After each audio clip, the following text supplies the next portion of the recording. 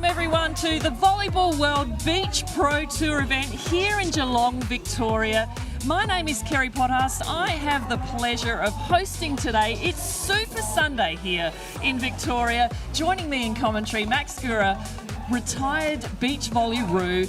How are you seeing this weekend, finishing up today with these big finals? Well, the weather might be a little bit gloomy, bit overcast, bit grey, but centre court is going to be red hot.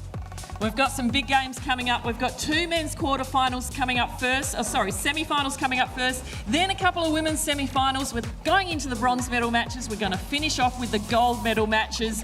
What do you think Australia's chances are to go 1, 2, 3 on the podiums today? I think it might be a little bit tough to get that, but we've got two really good Australian teams playing, and they have been going real hard, and I can't wait for this game right behind us to kick off. Well, we started with 44 teams from 13 different countries. We've got 6 different countries coming through the semi-finals today in the men's and the women's. First up, New Zealand versus Australia. What's your pick? I'm backing in the Aussies to get this one done here. They had a really hard-fought game yesterday in their quarterfinal, going to 3. But I think, Justin Schumann coming out of that Schumann defensive farm, being the younger brother of Damien Schumann, I think he's going to be able to throw up a lot better coverage of the court than the New Zealanders were up against yesterday. Well, the Kiwis have done really, really well on Australian soil. Crafty in the backcourt, crafty in offence. What do you think the keys are for Thomas and John to get, the win perhaps today against Australia? Well, as they said yesterday in their games, it's going to come down to starting off with their serve. They were really strong on their serve, and they really broke down Australia's pass yesterday. So they'll be going and looking to start off like that again. But as you said, especially Tom Reed, he was so crafty on that court, and he had that ball on an absolute string, and he could put it wherever he wanted. Well, Schumann and Yang, they've done really well to get through to the semi-finals. This is a big match for them on home soil, in their home state. How important is it for the Aussies to be playing on home soil here, in Australia at a World Tour level? Massively important. We've got some really big tournaments coming up as well. We've got the 2025 World Championships, which will be held in Adelaide, and then of course we've got the 2032 Olympics. And so it's absolutely imperative for these players to get out there, and this is getting their names out into the Australian public when we've got these events coming forward. Well, so fantastic. We're looking forward to an amazing day here. Super Sunday in Geelong, the Futures event of the Volleyball World Beach Pro Tour. We're going to go to a quick break and we're going to come back with the first semi-final.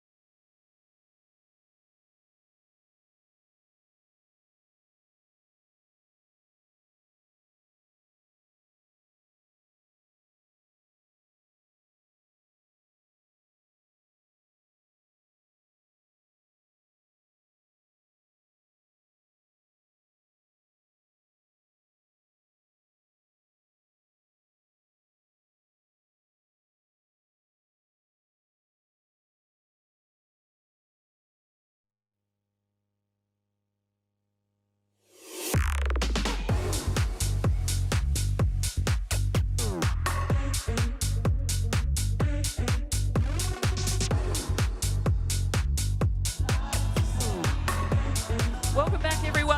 The Volleyball World Beach Pro Tour event here in Geelong, Australia. We've got Australia up against New Zealand, men's semi-final action. Greg Jury is down on the court, and he is about to interview one of the players from New Zealand. Jack, how you going today, mate? You must be super excited. It's Sunday. Absolutely. It's nice to get here to Super Sunday, and with an event like this, with the setup, we're really excited to get out there and see what we can do. How's the nerves feeling, mate? You feeling good? Yeah, there's not a lot of nerves. I think we've been building this whole tournament, playing better and better each game. So, yeah, we're just happy to get out there, put on a performance and just show everyone what we can do. Awesome, mate. All the best out there today. Cheers, thank you. Well, you might have noticed that Greg called him Jack. His name is John, but only his mother calls him John. And I said today, I'm going to be his mother, but we'll call him Jack throughout the rest of the telecast. It's Kerry Pothurst here in commentary with Max Gura, but we've got Greg back down on the sand with Justin Schumann. Juz, you must be loving this. Home turf, semi-final. You couldn't have scripted any better. Yeah, I'm pretty pumped. It even started raining for me. I'm from Victoria, so it should be nice, eh? How are the nerves, mate? Yeah, I'm nervous. I think it's only natural before a big game. Hopefully it works out. Awesome, mate. Hey, all the best out there. I'm sure the crowd will get around you. Thanks, Greg. A man of few words, that's for sure. His brother, well, Damien's pretty much the same, the Schumanns, but they do the work. They do the work in the backcourt. And of course, well, these guys, they've done so well to get here, Max. Yeah, they have. They've really had to fight through this weekend, and you know they've lost games, they've come back, and as we said yesterday, they had a 3-set game, and they actually had multiple match points against them that they were able to save in that second set before forcing that third set and getting the job done there. On the stand, refereeing today, Kevin Nugent from Australia. And then on the sand, on the sideline, helping him out, Peter Boy, also from Australia. Here come the players. Karen and Yang, Victorian through and through. Ladies and gentlemen, he needs no introduction. Athlete number 2, go crazy for the superhuman Justin Schumann. John Fogarty using all the words this morning. The superhuman Justin Schumann. Carrying 28 years of age, Justin 25. New Zealand, can you please give a big And welcome here come the Kiwis. Athlete number 1, Thomas Reid. Thomas Reid, a 27-year-old, 15 tournaments under his belt, experienced on the World Tour. For Jack McAnaway. And Jack McAnaway, 22 years of age, originally born in England, resides in Taronga, 6'2". He'll be doing the blocking at the net for his squad. So New Zealand in the orange, Australia in the light blue. Schumann will be the first to serve. Semi-final number 1 for the men, it will be Justin Schumann to get us underway. First serve, men's semi-final action, Australia versus New Zealand. And New Zealand take out the first point. I think we're going to see that a fair bit here. They'll be going after Tom Reid. As I said, Justin Schumann, he's a lot better in the defence than potentially New Zealand have played up against so far, so it's going to be interesting to see that matchup. Well, it looks like it's going to be a game of defenders, and if Schumann can get the ball up on the net, they can get some side out, maybe a little bit of nerves there for Anyang. First point of the game, always a little bit anxious the first few minutes. Yeah, you can see what he was trying to do there, but just not quite getting that contact. Schumann putting it up high again. Looking to go off the arms, can't get it done. Blocking beautifully. 3-0. 3-0, nice little start, jump start for New Zealand. Reid with the serve. Straight back to Schumann again. This time finds the sand. Yeah, it's good to see Justin just really backing in his play. May have got blocked down the line, but he's going to keep trying to use that outside of the block, and this time getting that little bit of space and finding the sand. Would you say that Justin's strengths are in his shot making? Justin's strengths are in using the court, I think.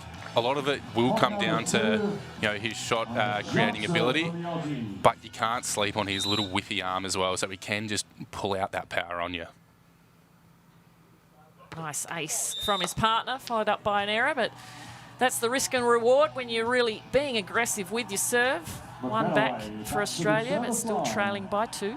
Lead by 2.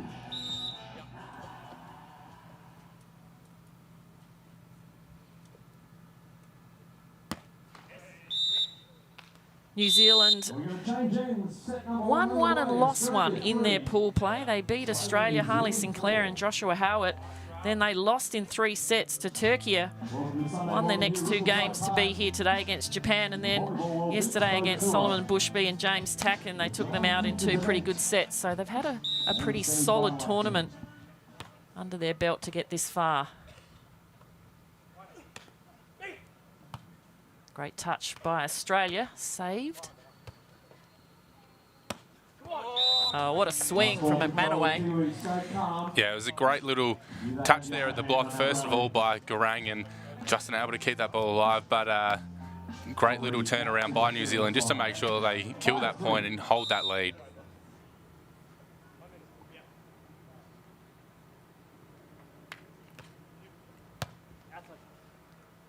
Schumann again out wide.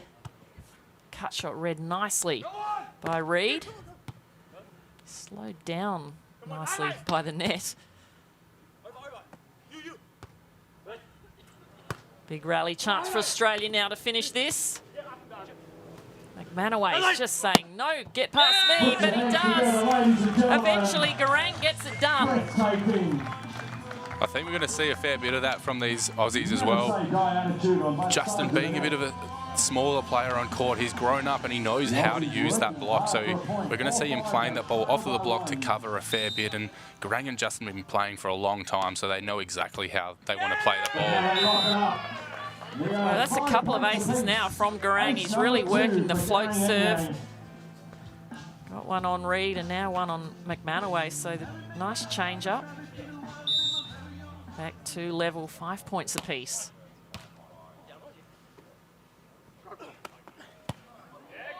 Good watch on the block.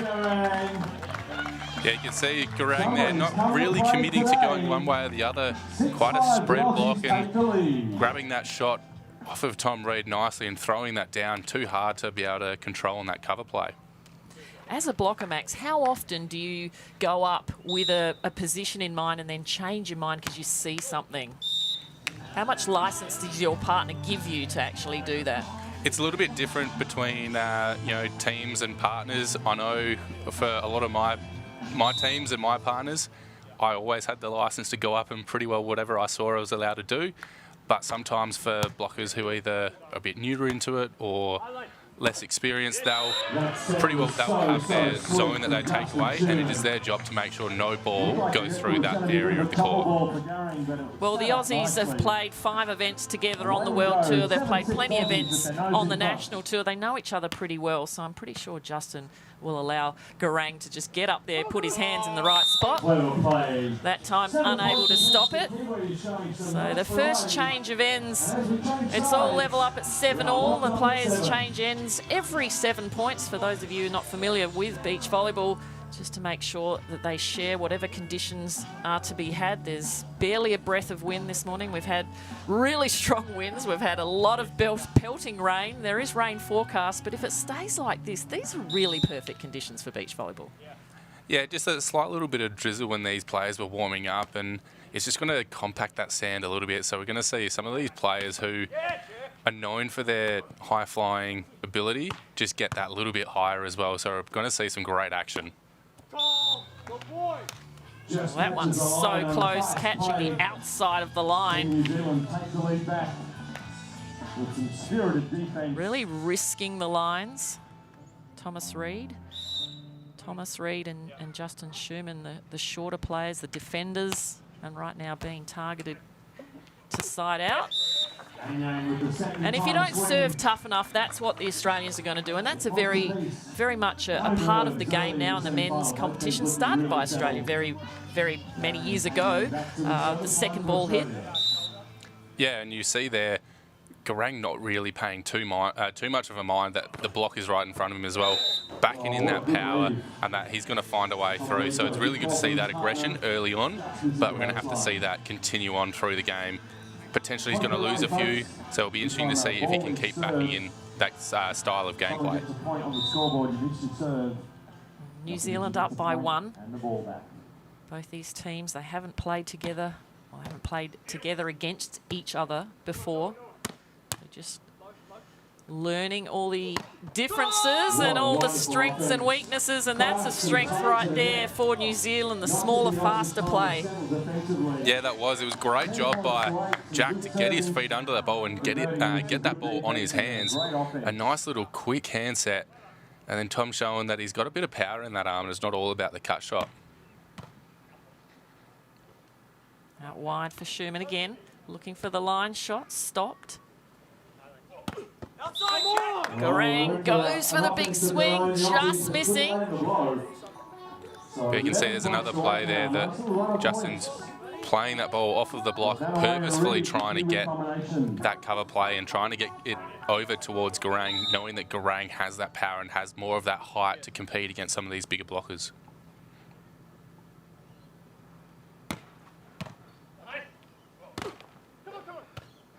Oh, that one had to go. Didn't look like there was a touch on the block from New Zealand. So good work, Justin Schumann, but unable to stop that power. And New Zealand starting to really develop a nice gap. Australia decide to call a timeout just before the technical timeout. Interesting, because in one more point, we'll see the players sit down again in a technical timeout, which is a compulsory timeout. So wondering what the mindset would be there from Australia. Well, as we may have heard through the broadcast, John Fogarty on the court microphone was saying that's 4 points in a row for the Kiwis. And so these Aussies are just making sure that they can stem the flow a little bit. Kiwis have gotten a run. They need to make sure that it's not 5 points in a row, because all of a sudden you go in and you're 5 points down at a technical timeout. It's very tough to come back from this. So 4 points down, they come out, get this side out.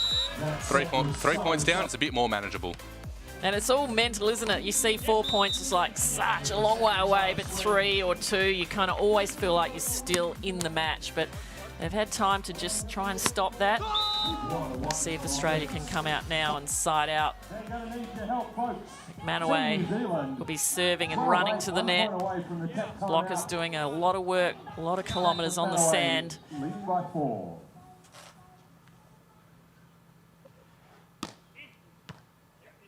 Time Australia's changed sides. Garang from the right side. And it's worked for them. Potentially we're not seeing the Kiwis going after necessarily Justin Schumann, but maybe just going for that side of the court, because we saw there, that was their first one really that they're going, that serve went to Garang. So it'll be interesting to see if the Aussies keep with this and keep those sides and have Garang attacking from the right side, because he looked great off of the right then. Yeah, and you don't see that very often, do you, where players change sides? It's not a particularly done thing. Some teams can do it, especially if they have had experience playing on both sides. They feel comfortable to side out on that side. So good to see. They've got some weapons. They're always thinking. You know, it really is a thinking sport. Yeah, and that's one thing when you only have that one timeout per set. It's finding different ways where you can just change the flow of the game. If it's, you know, going and wiping your sunglasses, you know, filling a hole, you know, in the court with sand, or, as you said, changing sides of the court that you're receiving on. Well, the Aussies have had a pretty good run the last 3 matches here. They've been solid wins. Their final match to get them through the semi-final, they won against Serbia 15-10, but their first 2 sets, 20-22, 22-20, and then they won 15-10. Oh, big swing, Garang, to finish that off. So 2 big points to get these boys back into this set. 10-12. Home sand advantage. Gotta help. Schumann going deep through the middle. Come on. Come on, no it. Had to just give an easy roll shot. Wasn't there to be hit. Oh, can't get that one. Too good from New Zealand. Yeah, that set there from Garang off of Justin's first dig, just not quite on the net. And that's one thing, being a smaller player, he really, you know, he'll need that set right in front of him onto the net where he can go on and attack hard. But great defensive play by Tom Reed and putting the ball away. New Zealand with a nice lead now by 3, 13, serving 10. Good dig, that one's pretty tight. And just overcooked from McManaway. He'll be disappointed with himself on that one. get the top spin on the ball to get it down. The gap is back to 2. And Yang now. Well, it's another ace. So 3 aces so far in this set with the float serve. And Yang doing a great job. 3 for the match. Yeah, and Yang has been putting a lot of pressure on their serve, and that's really kept them into this set right now. So, but we have seen that also. He's following up an ace with an error, and it's not the first time. So we need to make sure that we see that if Geelong's getting these aces, that next ball the team needs to play. He can't just let them off the hook straight away. Australia under pressure now.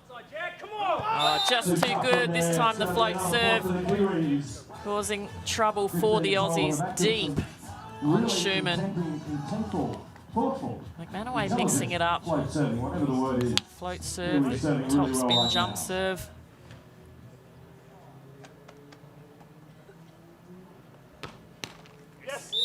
Oh, and we've seen so many of those balls just trickle over the net for points, but probably not struck hard enough that time. Yeah, potentially we're seeing just the players having to, warm up, wake up into this game a little bit. We are starting this first game at 8 a.m, so, not knowing when these players were getting up and making sure they're, up a few hours before, but we're starting to see a few errors at the start of this game, so we're hoping that coming near the end of the game, everyone's going to be really on their serving. That ball had to go. It was touched by Australia, but they couldn't touch the next one. McManaway and Reid solid in that transition. They maintain that 3-point lead. 16-13, we're playing best of 3 sets. First 2 sets to 21 points. Must win by 2. Third set if we need it to 15. Again, a big serve, the pressure on Australia. Oh, the opportunity unable to be taken by Australia. New Zealand just too good on their touch. Yeah, Geelong got the play that he wanted.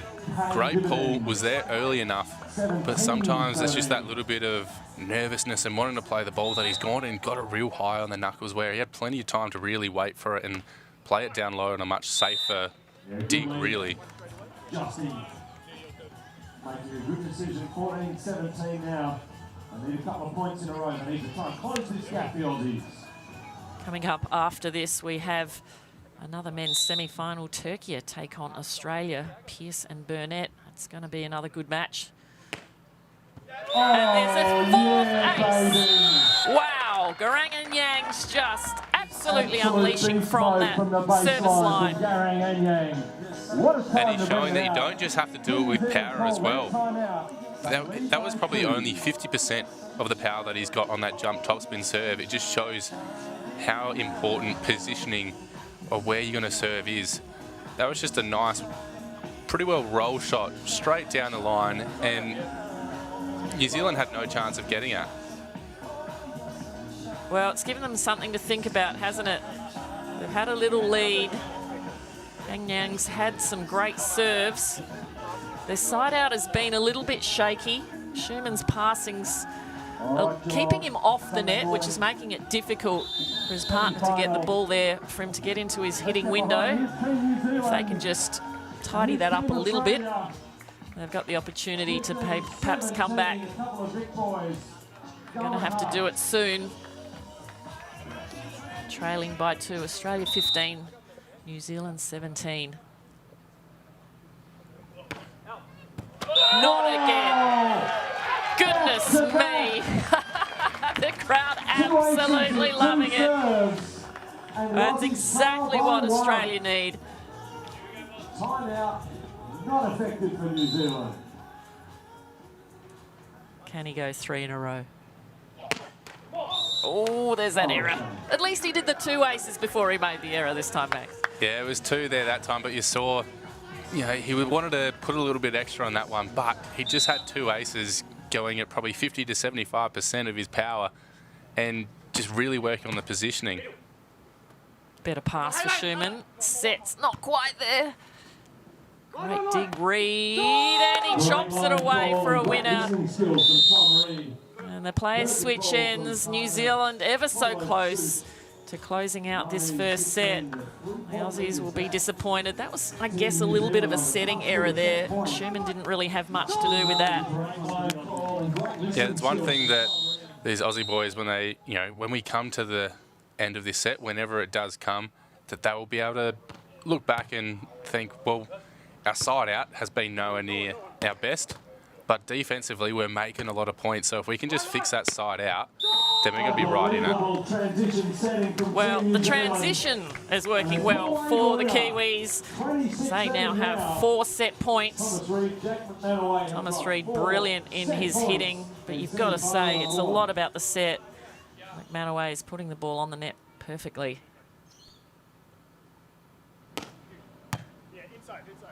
Again, the set, the pass spraying.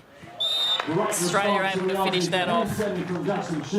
Yeah, we are seeing great service pressure from New Zealand. We're not seeing the direct points and the direct aces that we have from Garang, but time after time, these Aussies are put under pressure and they haven't had anything in system. Well, that was brilliant and in system for New Zealand. They take the first set, 21-17. The Aussies will have something to think about in this break. What do they need to do, Max, the Australians, to get a bit of a run on the Kiwis? Everything is working well for them. Yeah, so obviously with Garang's serve and defensively, they're going all right and they're winning enough points to be able to win a set, but it's just they're dropping off on their side-out game. They're under a lot of pressure from the Kiwis serve. So Kiwis are doing a great job of trying to limit that, but they just really need to work on getting that ball closer to the net, especially for Justin Schumann. He needs to be closer so he can use more of the court. As soon as he's back, all he really has is that shot game, and Tom Reid is all over it. He knows exactly where Justin can go with it, and he's moving beautifully around the court and really limiting the options that he has. Yeah, I'm loving watching Reid in transition. He's really, his selection of his spike, his hit at the end of those points is really working well. He's getting past the block, he's getting past the defender. Let's see if Australia can come back now in this match. Set 2 underway. There's a chance now. Nicely done again. McManaway is there on Schumann out wide. Just all over the block. Yeah, it was a great defensive play there by Justin to get that ball up, but unfortunately just not able to get it past the block of Jack McManaway. Come on, highlight! Yes. Through the block will help. Yeah, you can see the difference there. He was just a little bit quicker, got that ball a little bit earlier, and was able to get through the block before he was up there and set.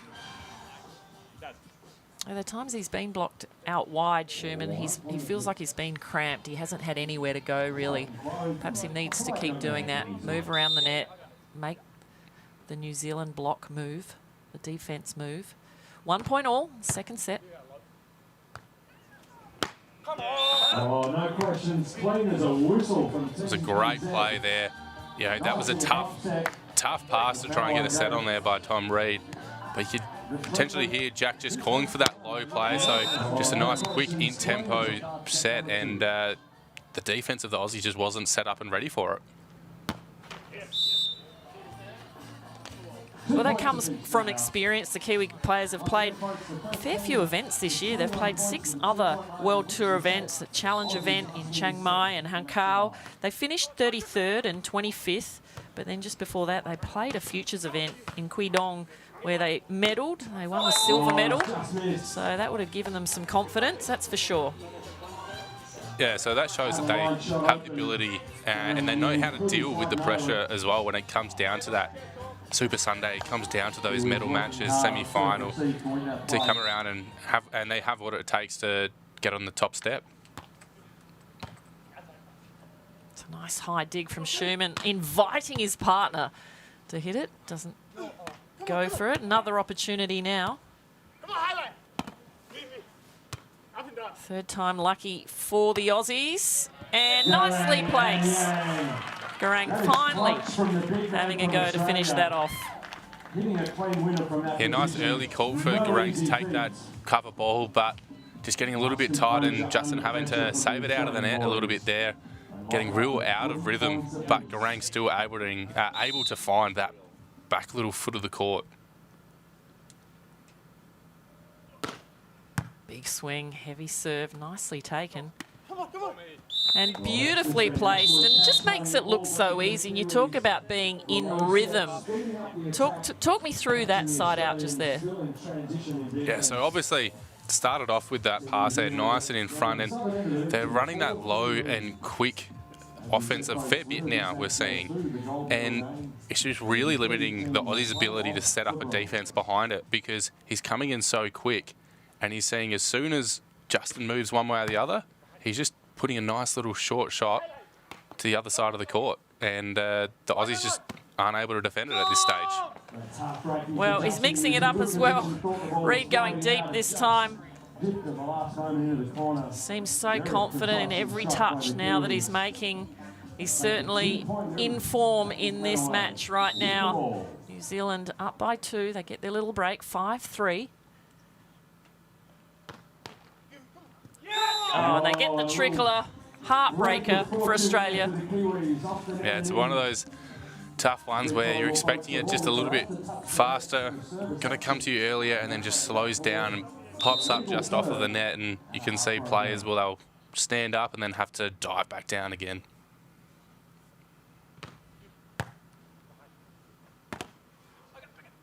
Nicely stopped. Still in play. Garang again. This time puts it down. Great work, Australia. Great structure on the second ball play from the Aussies. Yeah, I think we're going to start seeing that a little bit more as Justin really working on trying to get Garang up. And so he can hit that ball on 2. Saw two attacks in a row there from Garang on 2. Oh, he was there, Schumann. Reid just too good this time with the heat on the angle. Thomas Reid, Jack McManaway. He has such good timing. He speeds up those first 2 steps and then he slows down, just adjusting, and his partner puts the ball right in his hitting window. Garang decides to steal that one. Puts it away. Nice clean swing. Yeah, it's one thing we don't want to see too much though is one partner getting in front of the other to take that ball. Working on this instance, but we've got to try and make sure that Garang is backing in his partner to get that ball up there for him.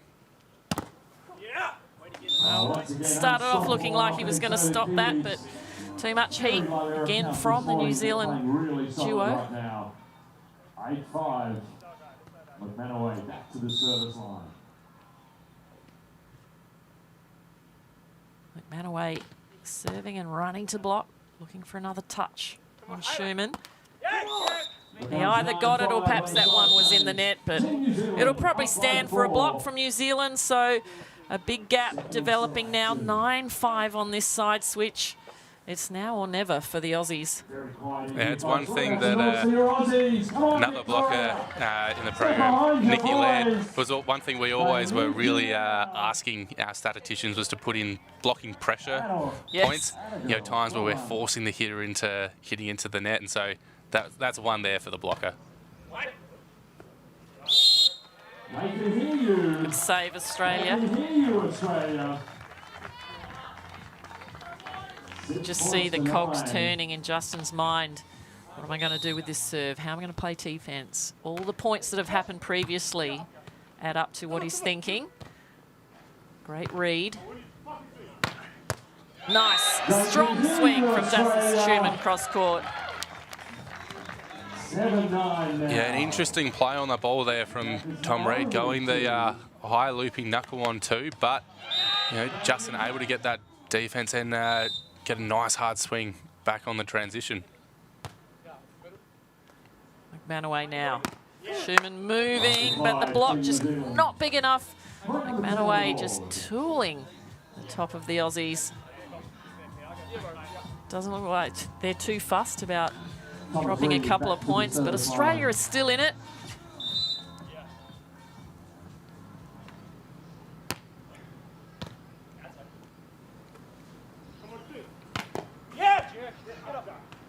Garang now with an opportunity for a point, and he finishes it off. Well, I've got to say, Schumann's just not having the success on those wide plays at the moment in system. I feel like he needs to do something a little faster or run around.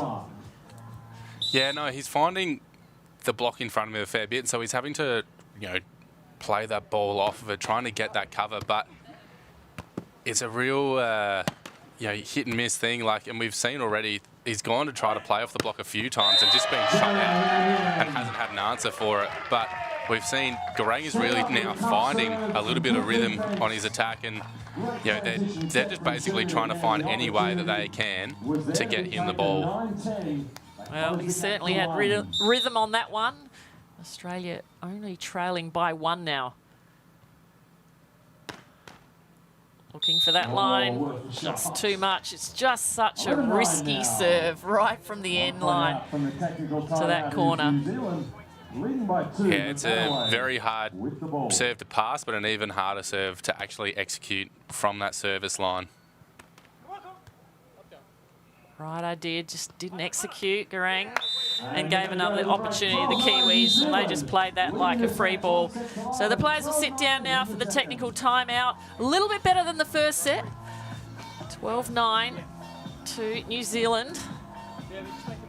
Yeah, potentially a little bit of a heat check moment, going with basketball terms there for Garang. He had done so much right leading up to that technical timeout, but then just that little standing roll shot, ended up going right to the blocker of New Zealand. And so he's got to really still, if it's there for him to attack, he's got to go for it, but he's not going to try and force these things. He's still got to make sure that he's backing in his partner in Justin to play that ball.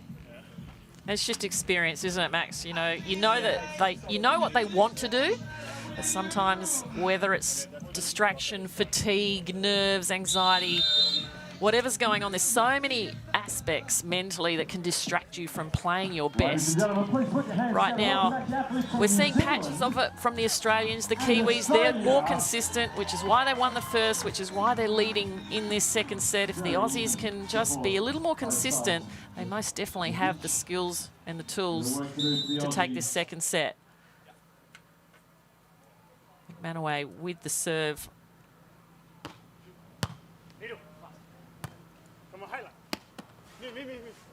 Timing on the block again. Good from New Zealand. Not good enough, though, this time. Yeah, so the difference in between these players there, where Justin is hitting into the block, he's getting them faster and he's getting them higher. So you can see that time that ball is coming up back off of McManaway's block. So it's an easier play to cover off of, where the ones that aren't working, it's a bit slower, waiting for it a bit more. So he's just hitting it lower into that block and it's just angling down from there. Another good side out to Team New Zealand, 13-10. Maintaining that 3-point lead, New Zealand. Keeping the pressure on Schumann, trying to keep him really deep. Well left by Australia.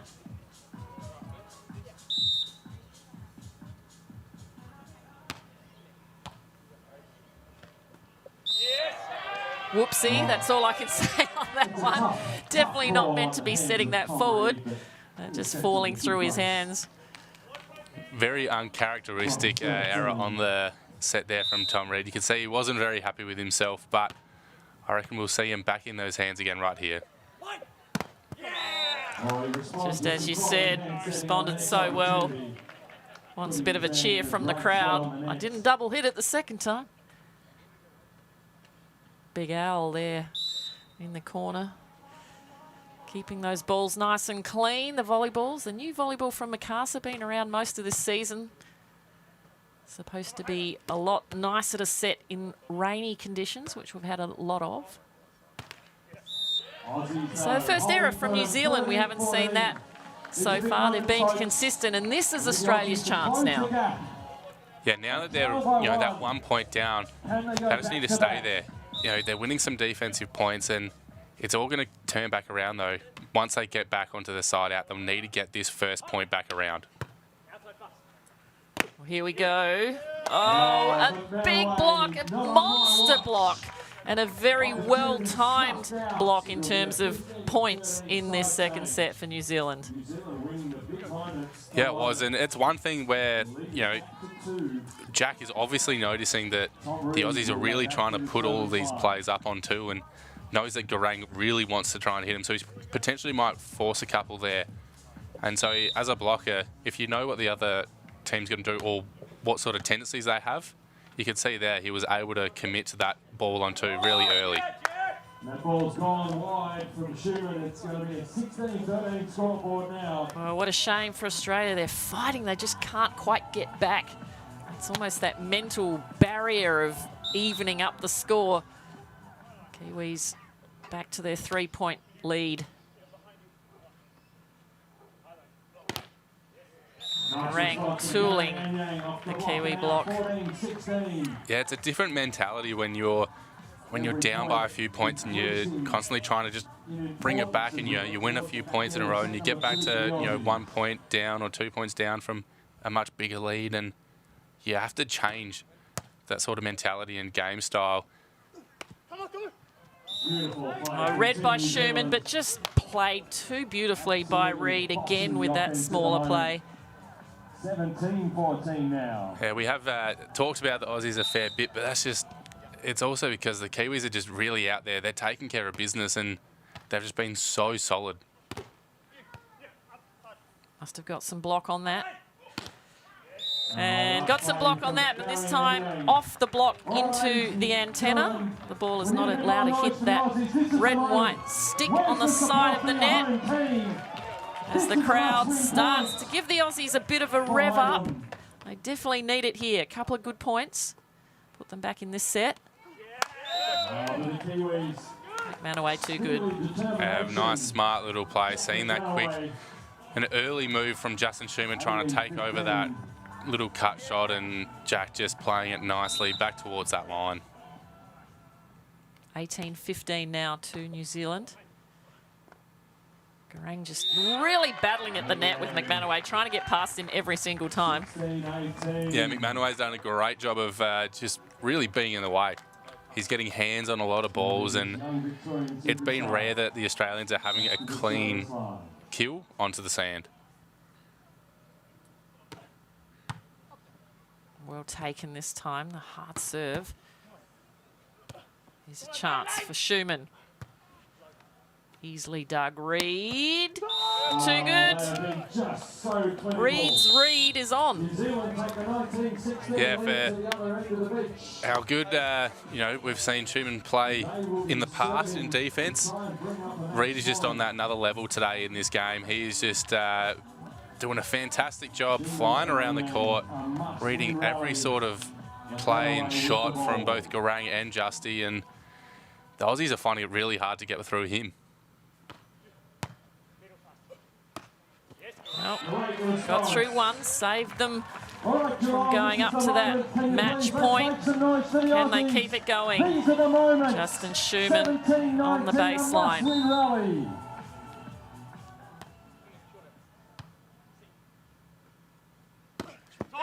Well, that error will do. Was there a net touch? Oh no. Was there a net touch? Was it after the ball hit the ground perhaps? Yeah, so that's the imperative part of this, is if that ball has hit that sand before Anyang has touched the net, then it's all clear. So we're just going to have to wait and see what this referee is going to come out with the decision. Well, it was after the ball hit the ground. Perhaps a hometown call, I don't know, but hard to determine. But it was a pretty fast hit. Yeah, look at that. So Reid landed, the ball would have landed, and then he came and touched the net. So New Zealand, well, they want a timeout because Australia is coming back yet again. Yeah, this is what happened yesterday in their quarterfinal. Second set, had 3 match points to save, which they saved them all in a row, and then went out to win that set and force a third.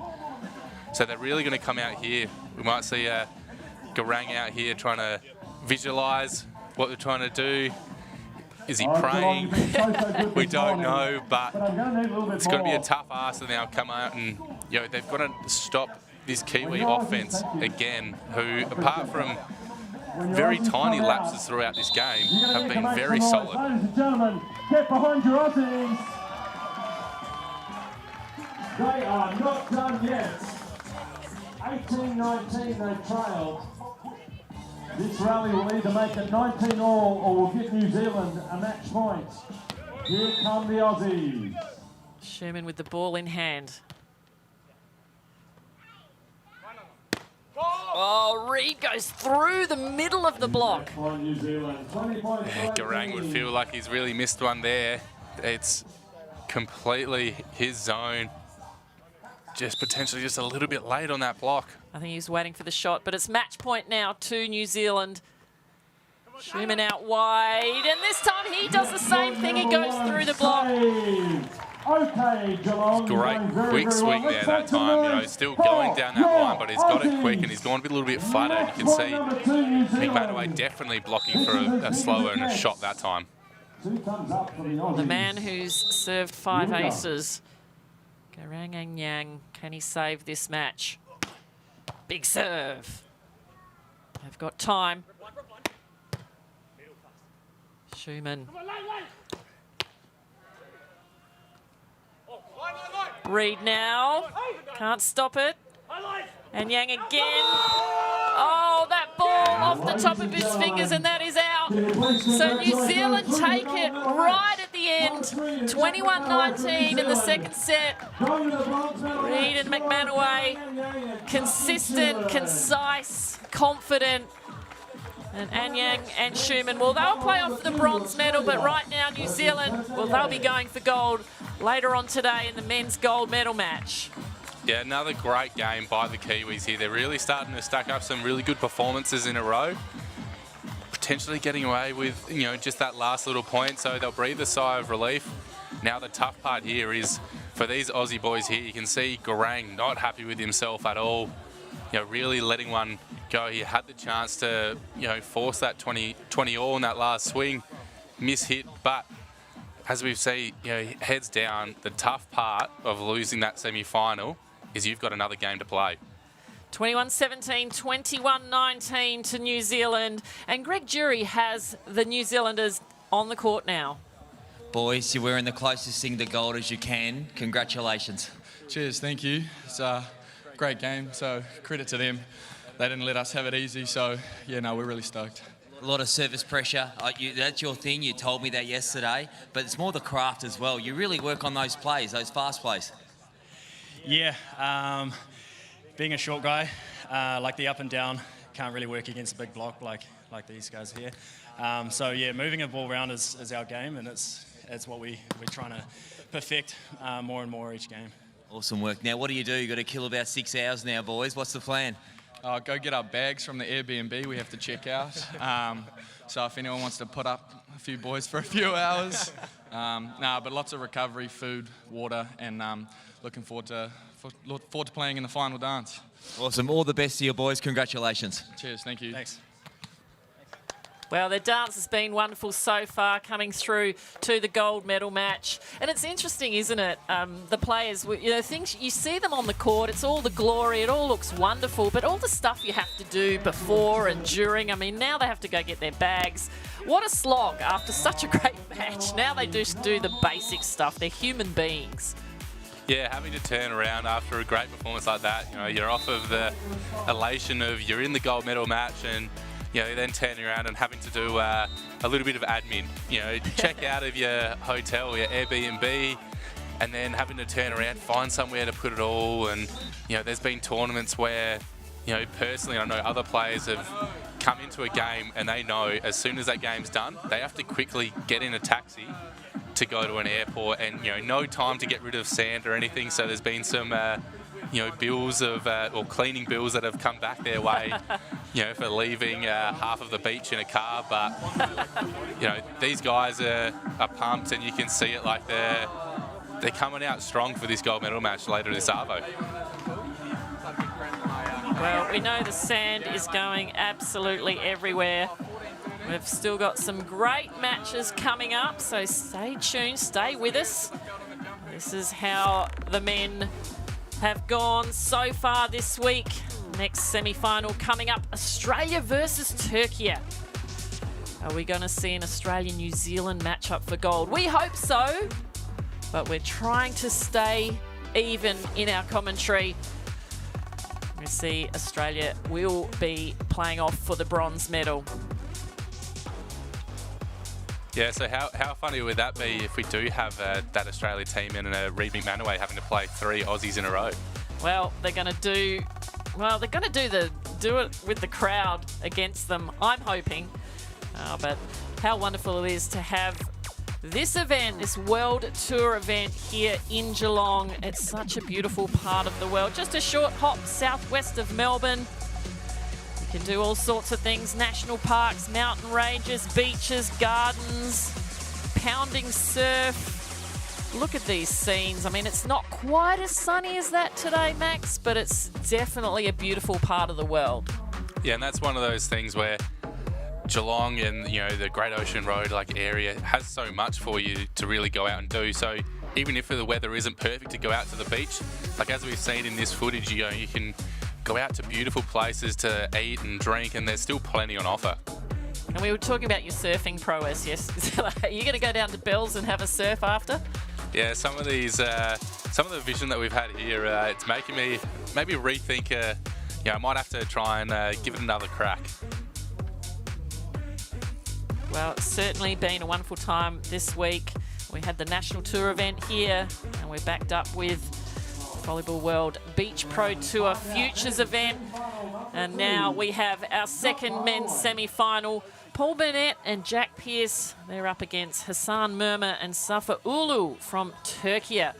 This is going to be a very interesting match. Both these teams, they've got experience on the board. Turkey, they've been on the World Tour, both of them for around 8 or 9 seasons. Australia, obviously Paul Burnett, our most experienced player out there today, playing with the younger Jack Pearce. It's going to be like experience versus a bit of youth and excitement, some big jumpers, some tall players. What's your thoughts on this game coming up, Max? Well, I think we're going to see Turkey here, like as we can see in front of us, they've played 38 tournaments together. So while both of the players have about 50 tournaments each, 38 as a combination is well above the one tournament combo of Paul and Jack Pearce. So it's going to be an interesting matchup of, you've got a bit of youth and, extra athleticism potentially on that Aussie side, but you've got the age and the experience on that Turkey side of the court. So it's going to be an interesting matchup. I would love to see the Aussies get through to that gold medal match, but I know it's going to be a tough fight for them because, as we see in front of the Turkey blocker, he's pretty good. Like Murma gets up there and he's a bit of a wall to get around. Well, they've got their sights set on getting through to the gold medal match, have Australia. We're going to go to a quick break and we're going to be coming back with the first set of the second men's semi-final.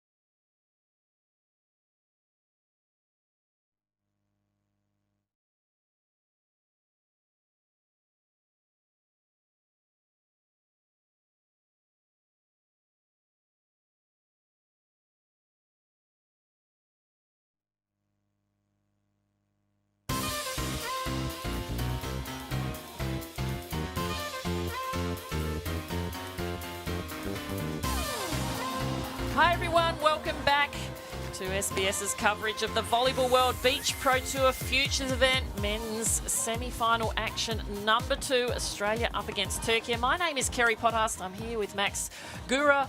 Max, retired volleyroo, beach volleyroo, That is what we call our national teams. I love that. Volley-roo. Whoever came up with that should be given some sort of award. What do you think about this matchup, Australia-Turkey?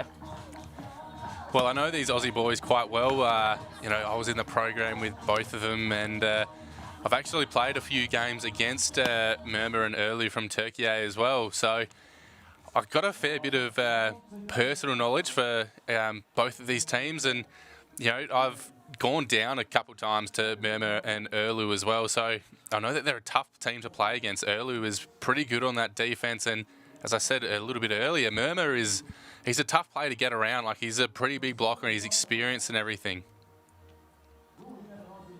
Well, it's going to be interesting to see how Paul Burnett there on screen decides to lead his team. Normally playing with Christopher McHugh, who's back in Adelaide. Hi, Chris, if you're watching, recovering from an injury. We're just going to have a quick look back at yesterday's quarter-final that got them through. Burnett leading well, Pearce doing a great job, being targeted a lot, swinging high and hard yesterday. Yeah, he really was. He played probably one of his you know, better games over the last couple of weeks, having the national tour last weekend as well. And you know, when he is up and attacking that ball nice and high, he's very hard to stop. And the only times that he really was stopped yesterday was when he just waited and brought that block into play, and that's going to come out again against Turkey, where bigger blocker this time that they're playing against, so he really needs to make sure that he's staying at that top end of his reach as well. It'd be interesting to see who Turkey decide to serve. We saw yesterday Burnett was being served a little bit, perhaps because the team they were playing were a bit afraid of Burnett's second ball, and then they switched it up. They went to Pearce to just test him. Will they come out and test the youngster, do you think? Like, it's always cat and mouse, isn't it? Yeah, and it's a little bit of the, you know, a tactic as well, just to go after both players. You know, each player isn't getting enough of a bowl to really find themselves in that groove, and you know, as soon as one player is looking like they are, you quickly switch to the other, or potentially they might go after, say, Paul the whole time, and then right at the end switch one on Jack, and you know, see if he's staying focused and still ready to pass that ball. We'll see Murma there, number one from Turkey, the blocker from the duo, 29 years of age from Ankara, 6'6" or 1 metre 97 centimetres. He's played 8 seasons on the Volleyball World Beach Pro Tour, total of 50 tournaments. That's a lot of experience. Yeah, it is, and you know, going around the place, and so it's a tough work on the knees. Yeah, well, Greg Jury's got him down on the sand now. He's going to ask him about his knees. No, probably not. He's going to ask him how he's feeling and what's going to be happening in this match. Over to you, Greg. Yeah, hi Hassan. You must be excited. You're into the series semi-finals, the money time of the game. How are you feeling? I am feeling great. I am so excited now. We fight against Australian teams. They are very good, but we will win. I love the attitude, mate. Hey, all the best out there today. Good on you, mate. Well, that's exactly what they will do. They will fight, and they will fight to win. They've had a great season on the World Tour so far. Just last week in Mallorca, they finished 5th. And now Greg has Paul Burnett, I believe, from Australia. Paul, obviously fighting words out there, mate. You must be excited about this game. Yeah, absolutely. They're a great team, and I think if we're both playing our best volleyball, it's going to be a really exciting game. Awesome. How you feeling, mate? Nerves in check? Oh, yeah, always a bit of nerves, but I think that's normal. We just want to build off what we put out there yesterday and see if we can come away with the medal. Terrific, mate. All the best out there today. Thanks.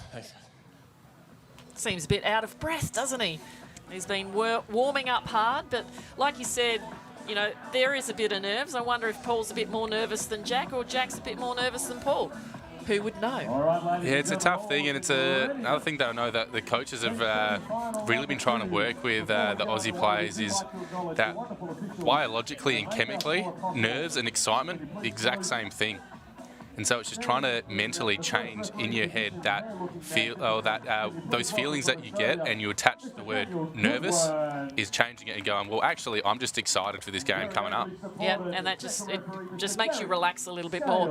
Daniel Goodwin up on the stand for Australia, and then assisting him down on the sand as a second referee, Derek Scales, also from Australia.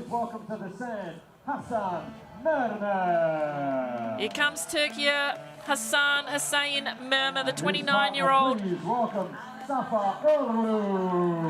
Looking to make lots of blocks for his team, and his teammate Safa Ulu, 29, also from Ankara, 6'3" or 190 centimetres. So still some tall height, still some tall timber, I was going to say, out there on the court. But here come the Australians. Paul Burnett, 25 years of age, Commonwealth Games gold medalist, teaming up this tournament with Jack Pearce, the 21-year-old. Only 13 tournaments under his belt, but he's done pretty well in this one.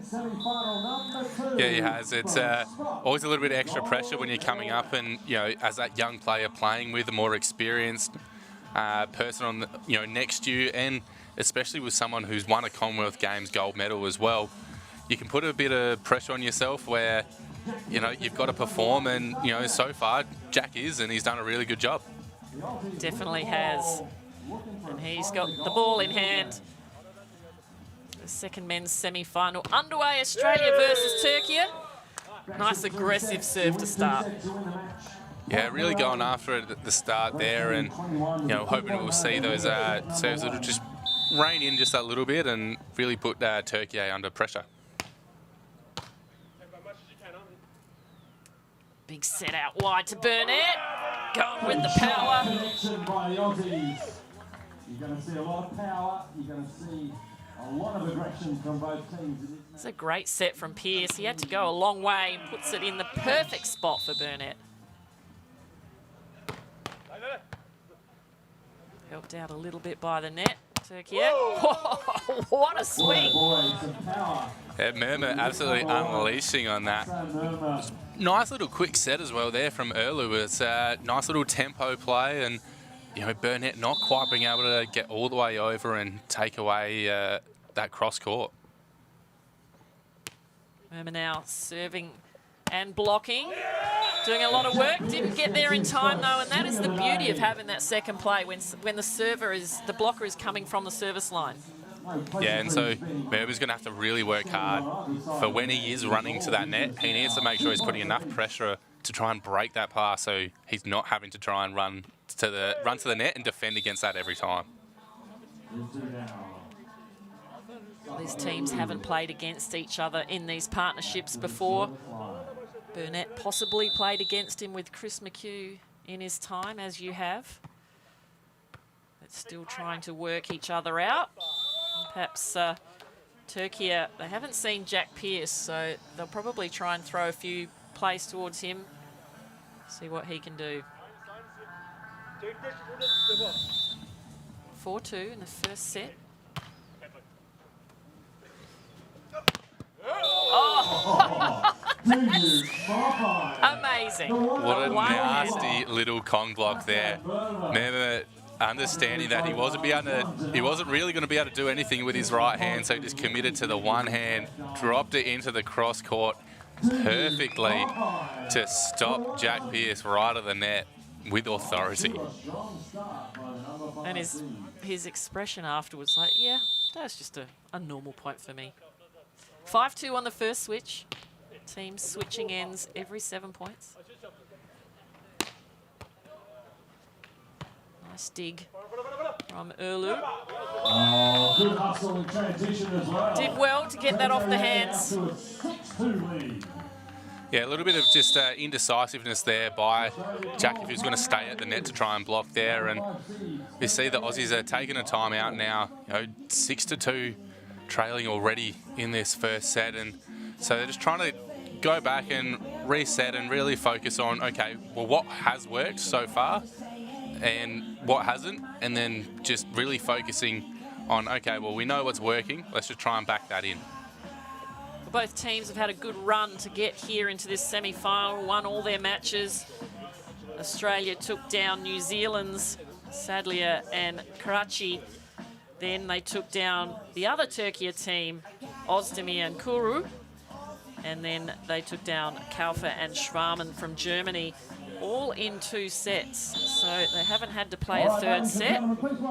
Australians. Turkey, well, they won their 3 matches too. They had a 3-setter there against New Zealand. They were pushed 15-12 in the third. Right now they are pushing Australia 6-2 in this second set.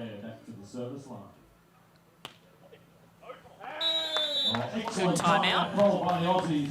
Yeah, there's no coach like there is on indoor. And indoor, you'd call that's a coach's point. So I guess we'll call that a captain's point there for Paul Burnett. Burnett is the blocker in this team. He'll be running to the net. And again, using second play with the blockers running.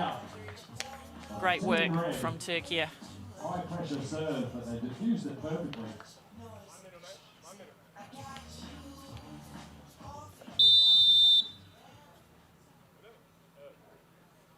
(7-3) now to Turkey. Oh, that was a tough call. A lift from Australia. Paul Burnett called on that hand set. Unfortunately, you cannot argue that ball. It's a judgment call from the referee, from the Australian referee. Yeah, and potentially Paul just questioning a little bit late, on that call. But as you said, it is a judgment call, and so there really isn't anything that Paul can say that would change the mind of the referee there. Australia calling the angle block, getting a nice dig here. Well, a bit of scrappy play, but the Aussies get it done. It was pushed close to the net. You can see he didn't really look comfortable at all there. Jack had that defense, but Paul's having to really lay out onto the sand to get that set out there, and Jack having to do a bit of acrobatics to dodge the net as well. Good touch on the block, Burnett.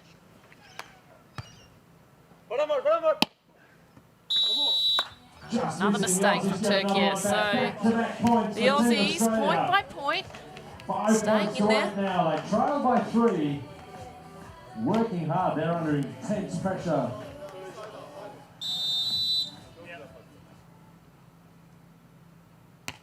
Jack Pearce, just not enough on that serve. He'll be disappointed with himself. So players switch sides.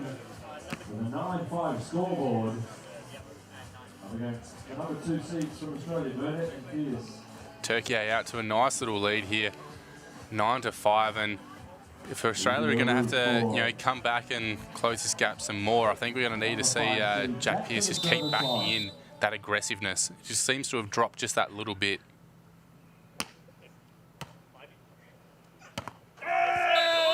Well, there's a nice aggressive swing. Burnett, the smiling assassin.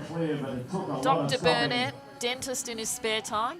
Yeah, he worked hard early on in his career. Didn't get too many events, so even though he is out to now those 39 tournaments, they've pretty well all come in the last 2 years. Well, I'd say he's a long future ahead of him, Dr. Burnett. And this time Pearce, aggressive on the net. So Jack trying to argue that it was his hat that actually went into the net, and that would be legal and okay if it has left his body at the time. So we're waiting to see from the referee, and they've talked about it, and they agree it is still Turkey's. Interesting point. That happened to me at the Olympics.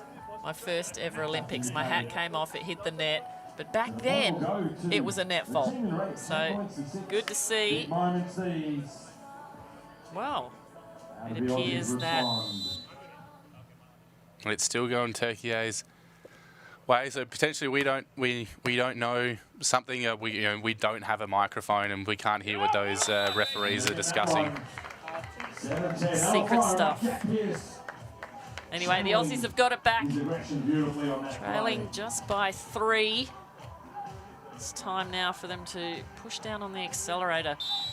See if they can make up some of these points. Well, there's one. Paul Burnett makes no Yeah, mistake great on block this there by occasion. Paul Burnett. Noticing that Murmur really had to go over there. Didn't have an ability to try and get a set on that, and just getting nicely over the top and shutting the door. You talked about how many events Burnett's played. You actually played 8 events with him, Max. Yeah, so I was through when Paul was still studying. I would have to do those real early morning trainings and the night ones to work around his uni schedule, and then we were able to go and play a few events. We went over and played in Slovenia, won a bronze medal there. It was a really fun tournament to play, where indoors, and it was 0 outside, and we were playing in 20 degrees and 85% humidity. Wow.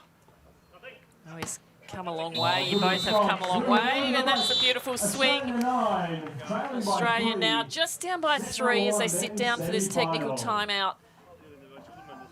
They're really hanging in there. What can they do now, Max, just to try and claw back some of these points, do you think? Well, we've seen a few service errors already from Jack in particular, where I don't think he's really going for a real aggressive serve, and it's just giving the Turkey just some free points, and they're not having to do too much really with it. So I'd be looking to see him either really rein it in and hammer out some positions, or lift that aggressiveness. And we saw how effective his jump topspin serves were yesterday, to potentially come out and let's just really start going for it. But for Turkey on the other side, they've just been real solid so far, and in that timeout they probably weren't saying too much, or just be kind of backing in. We're doing enough here, let's just keep going. Well, we're going to 21, so now's the time to turn it up. That's a pretty good serve to start off the second part of this first set. Oh, it finds his way through. It was like goalposts in the air that time. Yeah, that time, Jack splitting the big sticks and getting it through. Set from Paul, had to work real hard to try and get it anywhere, try near the net. Another big swing through the middle, putting pressure on the serve-receive of Turkey. And the pressure working well for the Aussies, so point by point here they come, and they've certainly decided to put that accelerator down. Paul Burnett's done it with the serve. Yeah, and as we see, Turkey just see it enough there, needing to stop this little momentum flow that Australia are on, taking that time out. They're still leading 12 points to 11, but after losing 3 points in a row, they know they need to stop it now. They've still got the lead, and come out, reset, refocus, and get this first side out of the timeout. See how far also on the block that Burnett is reaching over. So obviously with you, Burnett was a defender. With his current partner, Paul Burnett plays with Chris McHugh. We've talked about that before. McHugh's just recovering from an injury, but Burnett is playing defence and blocking, so they're switching it up. What do you think is the best in a partnership? I know some teams, they'll just only block and only defend, never switch it up. Other teams will split block. What do you feel is the best kind of combination overall? Well, for me, it was, I always felt like, I was probably the better blocker out of my teammates. So, or more often than not, the other person I was playing with was probably 10 times a better defender than I was. So it was always a very easy decision of I'll stay up at the net. Well, no need to block or defend on that last ace. So Burnett, third serve in a row, aced. But the risk was worth it. They are back in the game.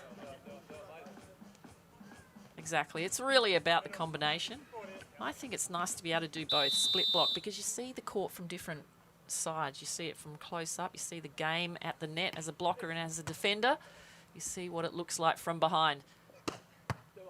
Beautiful defense. Oh, just can't control it this time. Here's in the back court. But as you said, being able to do both, block and defense also has massive benefit when you get to some of those tournaments, predominantly in Asia, where it's really hot, high humidity. The ability to have both players going and splitting that blocking, it's really keeping each other a lot fresher than having one player having to constantly run towards the net. Well, that was a nice fresh hit that time from Burnett. He's really striking the ball nicely from the baseline on the serve and also at the net. Australia just down by 1. Fast through the middle for Turkey. Really gets a chance to have a look. Yeah, nice little cut shot there. Seeing the early move from Pearce and just noticing that if he just plays this short little ball over the top of Paul's block, it's going to go down into a fair bit of open sand.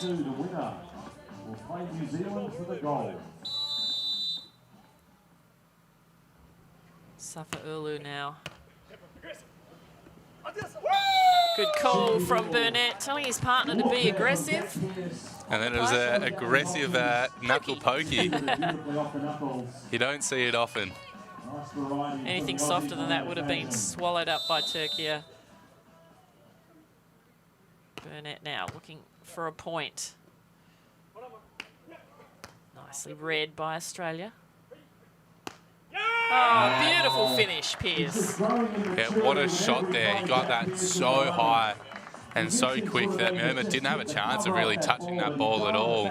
As we're just looking back now at it again. They've done so much work to level it up here, Australia. They need to stay focused. Job is not done yet. Good swing through the middle. Oh. Almost knocked him over. Yeah, it was a good spot there by Jack, but just leaving that chest a little bit open, so all he did really was redirect that ball out into the crowd.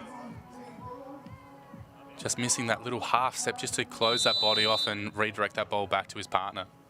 It's like defending a soccer ball in the goalie, I reckon. You have to get your body behind the ball in defence, exactly.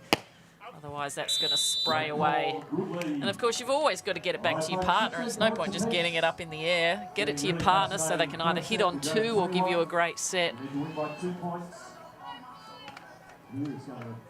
16 points apiece.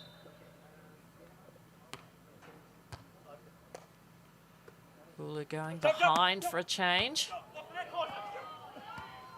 Good hustle, Australia.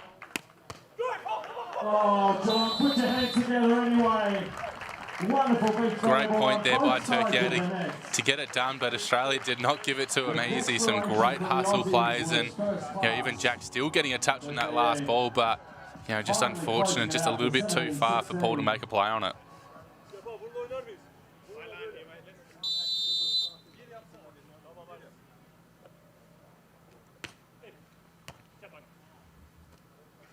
Pearce out wide and uses that line shot nicely again. So he comes in nice and fast and then just releases and drops it over the block. And as you said, touches it nice and high. So Australia just staying with Turkey. Do you risk the serve here? I think they've gotten to this point with Paul really backing in that serve, and so as we saw there, I was going to say, should keep backing it in, but a great swing there by Murma just to kill that point there, and as they take that lead 18-17 into the side switch. Well, you've got to talk about the pass from Murma, because that was a terrific serve that was swung away from Ulu, and Murma just getting the pat on the shoulder from his partner saying, good job. Way to take that middle serve.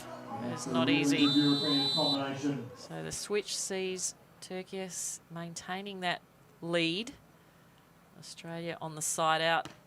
A little bit of a better position to try and equal it up, but the pass just too close.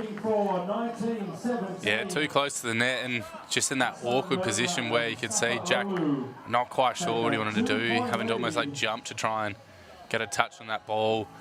you know, it's the question of, do you wait for it to land in the net and get it out, or get it early? And we saw that indecisiveness really caused just a little mishap there. It's got to go through the middle here for Burnett. Does he find the line? Yes, he does. All right, big moments. Aussie fans, can we make some noise for the lads, please? Let's get behind It's a this big serve. serve coming up now This is a big moment for Australia. A must-win point. Oh, Pearce just letting that ball drop a little low. Gives the set point. The first set point to Turkey. They've got a couple now, a couple of chances the next two rallies to take out this first set. The number 5 seed.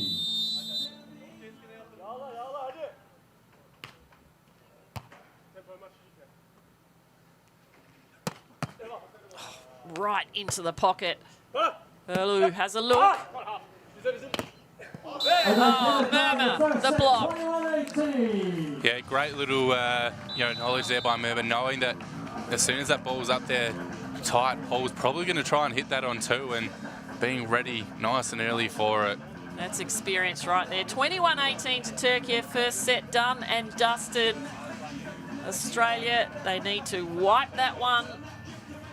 They need to start again in their minds, emotionally and physically. They win the next set, they can push it to 3. They haven't lost a set so far in this event, Australia. It's the first loss, so we'll see how they respond. Yeah, it was a great first set there by Turkey, really wearing, the Aussies, coming back at them. They did a great job of pulling out leads, and then the Aussies would pull back, get back to even, get up close to them, but it didn't phase Turkey at all, and they were able to really hold strong and come out with that 21-18 scoreline. All right, Geelong, we're going to need some help. Can you please make a big noise for your Aussies? Bring them back out to start set number 2. Love the artwork, got to say, on the shorts of the Aussies. Beautiful Aboriginal artwork. The beach volleyaroos. It's the same artwork that you actually see on the backrest of the chairs that the players are sitting on as well.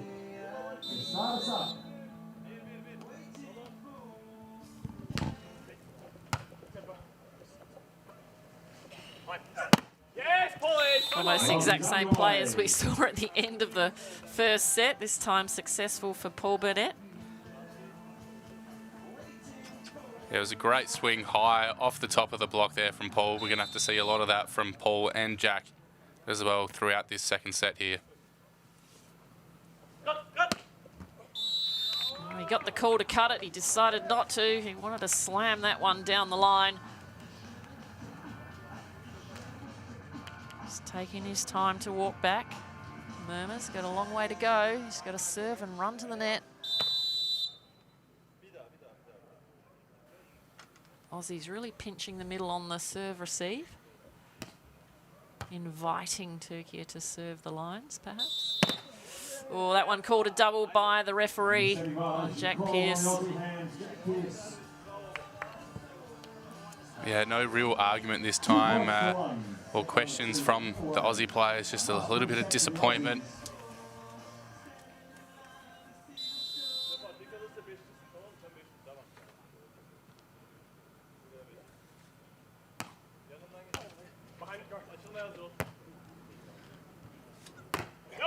Australia really pushing it, running the kilometres on the court. Good job, Paul Burnett. That was great bravery and great skill from the young Australian. PB doing the rest. 2 points apiece.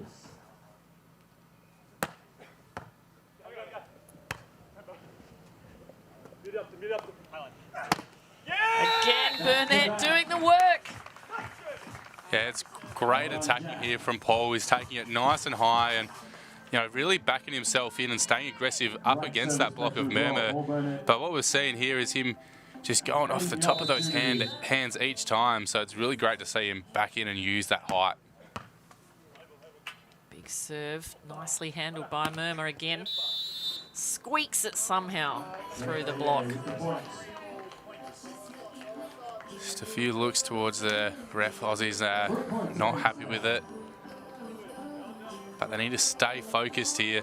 You know, going down in that first set, they need to make sure that they're keeping that focus internal on their own team. Nicely done. So Turkey are now coming out and they're really making Burnett work hard. He's having to run to the net and block. He's running around a lot. He's trying to hit the second ball when he's not being served. And now he's being served and having to work hard on the side out. Yeah, that is a little bit of the drawback of the two-ball game style that we like to do as Australians. Is at times, you know, the blocker can have to work really hard if they're trying to go on two and run into the net.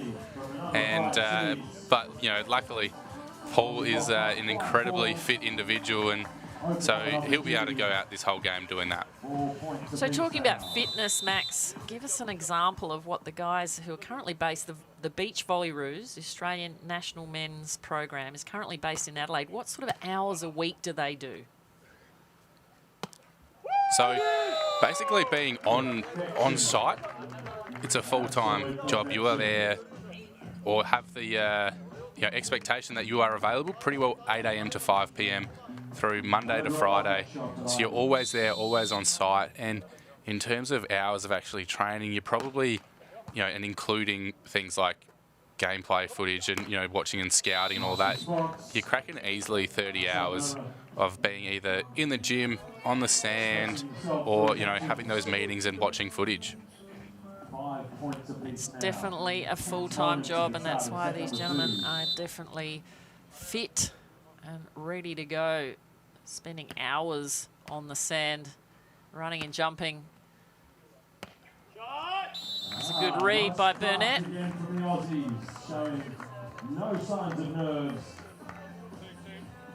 Levelling it up, and then going ahead, Australia 6-5.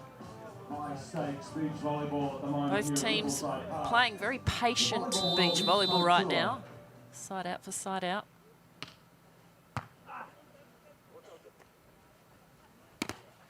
And we get one, the monster block. There's a great jump line there by Paul to stop Murmur at the net there, but I love that serve at the start there from Jack Pearce. Just had a little bit more sting on it. It was flat. Great position as well, really getting Murmur out onto his knees. We'll take that. Murmur just watches that land way in the court. So possibly a little bit of a mindset thing there for Turkey. Murmur losing his focus just for a short amount of time, and of course, because of that, they call a timeout. Just, you know, potentially really hoping or wishing that one would go out, but great serve again by Jack Pearce, and the Aussies out to a 8-5 lead. So really great start for these boys after having the disappointment of losing that first set to come out and really stamp themselves back into this game. Well, they need some more cheering from their family, friends, a crowd, from us, from you at home on SBS Demand. We want to hear from some of those people in the crowd. I think we've got Greg down there. Who have you got for us, Greg? I've got Isaac and Mark with me here, and they've come back from a fantastic result in China. I just want to get a bit of an update, guys. How was that event? No, it was really awesome. We've had a few events in a row now. We had China, which was really good for us, and Thailand, so we got a 4th place there. It's a lot of games, and to be able to back up some really good volleyball and then get the opportunity to come home and participate and watch some really good stuff right on our home beaches, it's really awesome for us. We don't get that chance very often, so it's awesome to be here. Awesome, mate. Mark, tell me this game. What are you seeing out there, mate? Yeah, look, it's a hard-fought battle. The Aussie boys brought it back in the first set and were really close to getting it done. But they've started strong, and the Turkish guys are looking like they're starting to fall apart, so I think the Aussie boys will get it done. Love the confidence. Over to you guys. Yeah, I'm not sure if they're going to completely fall apart, but definitely the Aussies are on it.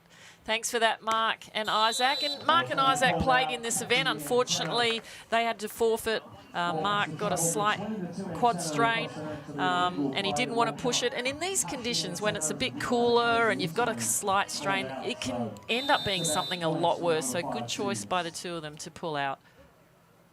And it's good to see the little furry top lips that they've got going on.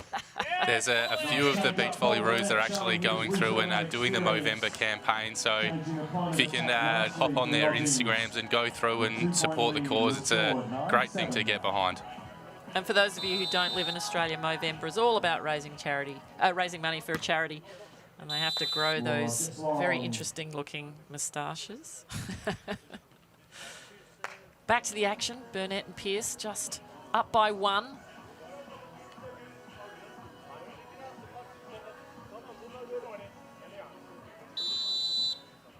Erlu now on the baseline.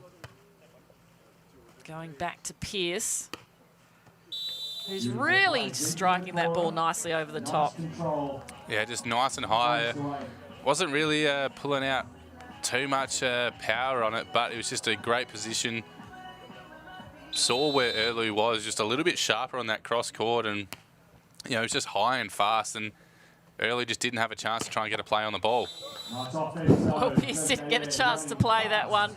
He was looking for a shot. Murmur just belting that one down the line, and the experience of these two, they're staying patient, they're not getting too excited. They just know that they have to work hard if they want to try and take down these Aussies. Burnett and Pearce fighting.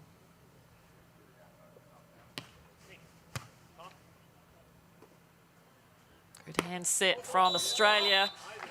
This time going too wide, too far, too deep. Just a little slight miscontact, actually not just the snap of the wrist there from Jack Pearce, and just that ball just travelling just that little bit too far long.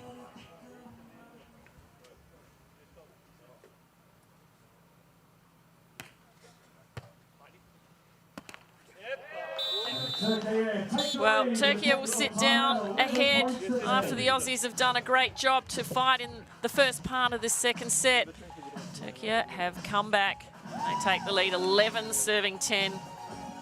Technical timeout.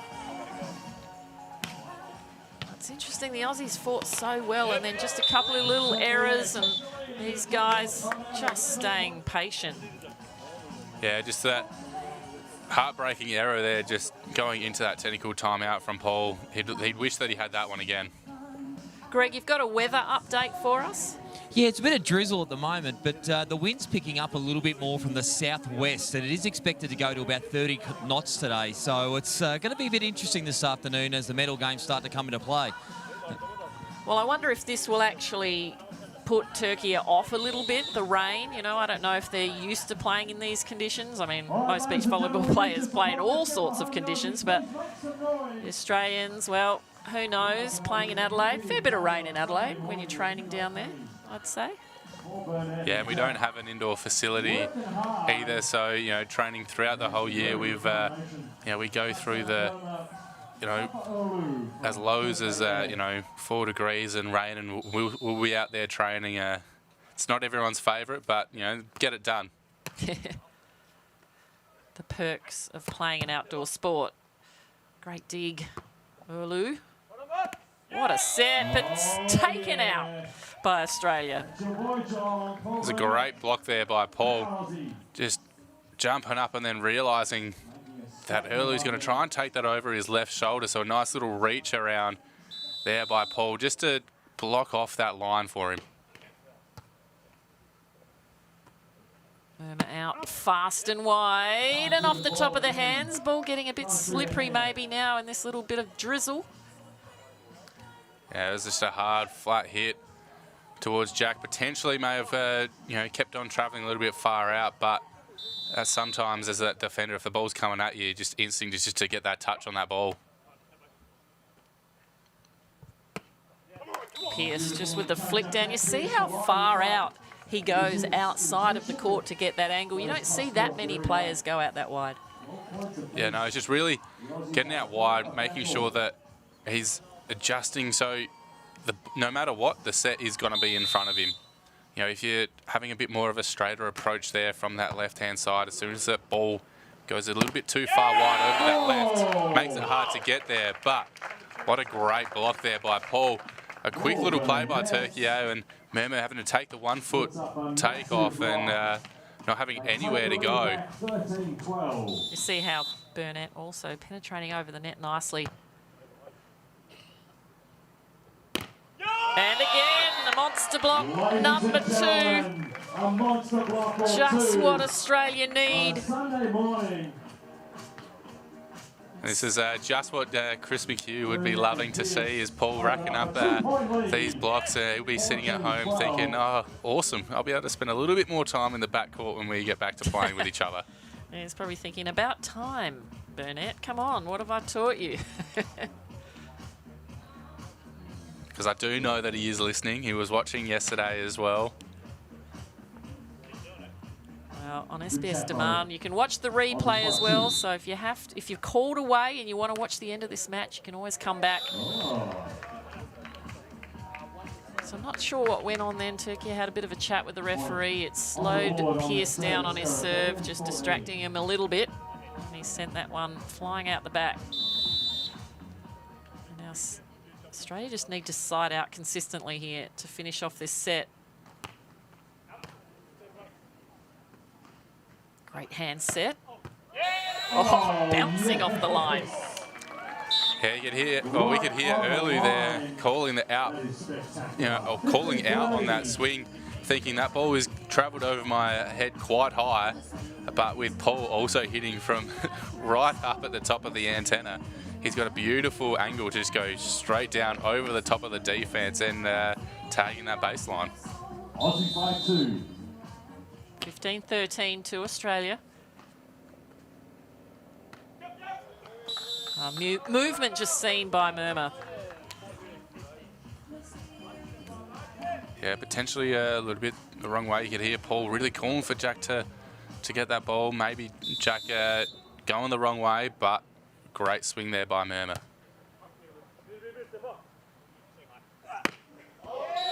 Burnett just going a little bit too wide on that occasion. Locked up at 15 points each.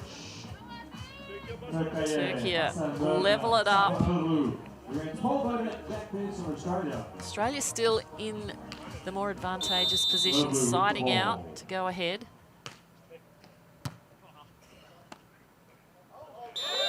Oh, the little error again from Burnett.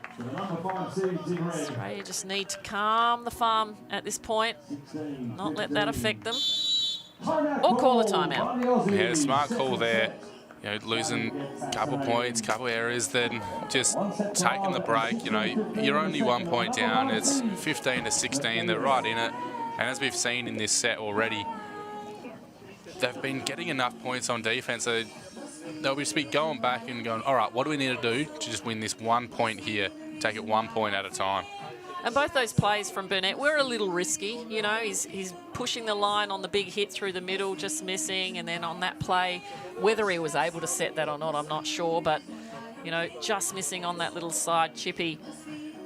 They've got to fight back now because Turkey, I don't think they're going to give up easy points to Australia at this point. No, and it's been rare that we've seen the Turkey A team give up any easy points. It's all been really on the back of Australia's defence that they've been able to win those points. Turkey aren't giving them easy errors or, you know, just these little cheap points. Up by 1 now. Turkey at 16, serving Australia at 15. Second set action. Turkey are winning the first set.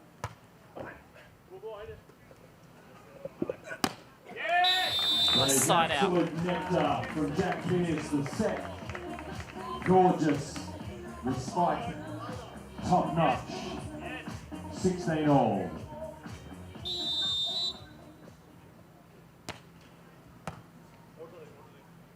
Murmur through the middle. Nicely read. Well, that one came off the block. Believe it came off the block. Pearce is going back to serve. Turkey is looking to side out. Yep. Just checking. Yeah, Jack really didn't know that he hit that one off of the block there. didn't see the referee called it his way. He was a little bit disappointed, thinking that he'd hit that one out. Oh, coming back with a fair bit of aggression. Murmur. Yeah, you can see Paul trying to close the line out there, but Murmur was just nicely over the top and nice and quick down that line. Taking his time, 17 all.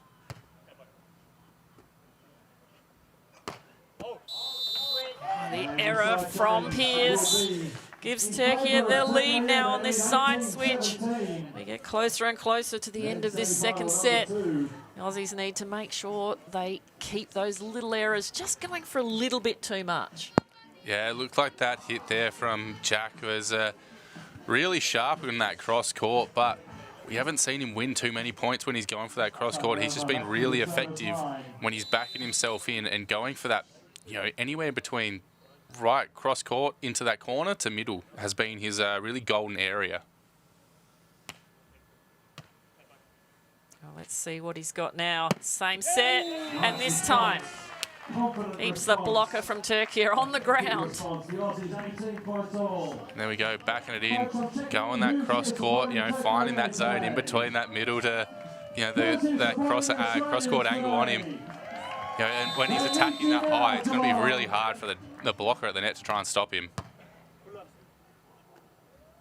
Fast out to Murmur. Burnett's got it. Oh, chance for Australia there. Just not high enough, perhaps. And I think Paul Burnett is complaining that Murmur was in the way. Big moments. So Paul Burnett just going over the referee and asking for it. Number 5 seeds with the ball. Referees both on the sand and on the stand. Don't think there was anything happening there. Burnett needs to think about this rally and not about that point. Turkey ahead by 1. Big swing, what a comeback. Yeah, you could hear the call there, tempo aggressive for Jack on that set, and aggressive is definitely how Paul attacked that ball. Took it nice and high, hit it with a bit of authority down the middle. What does the aggressive part of that call mean? Does that mean put me on the net so I can be aggressive?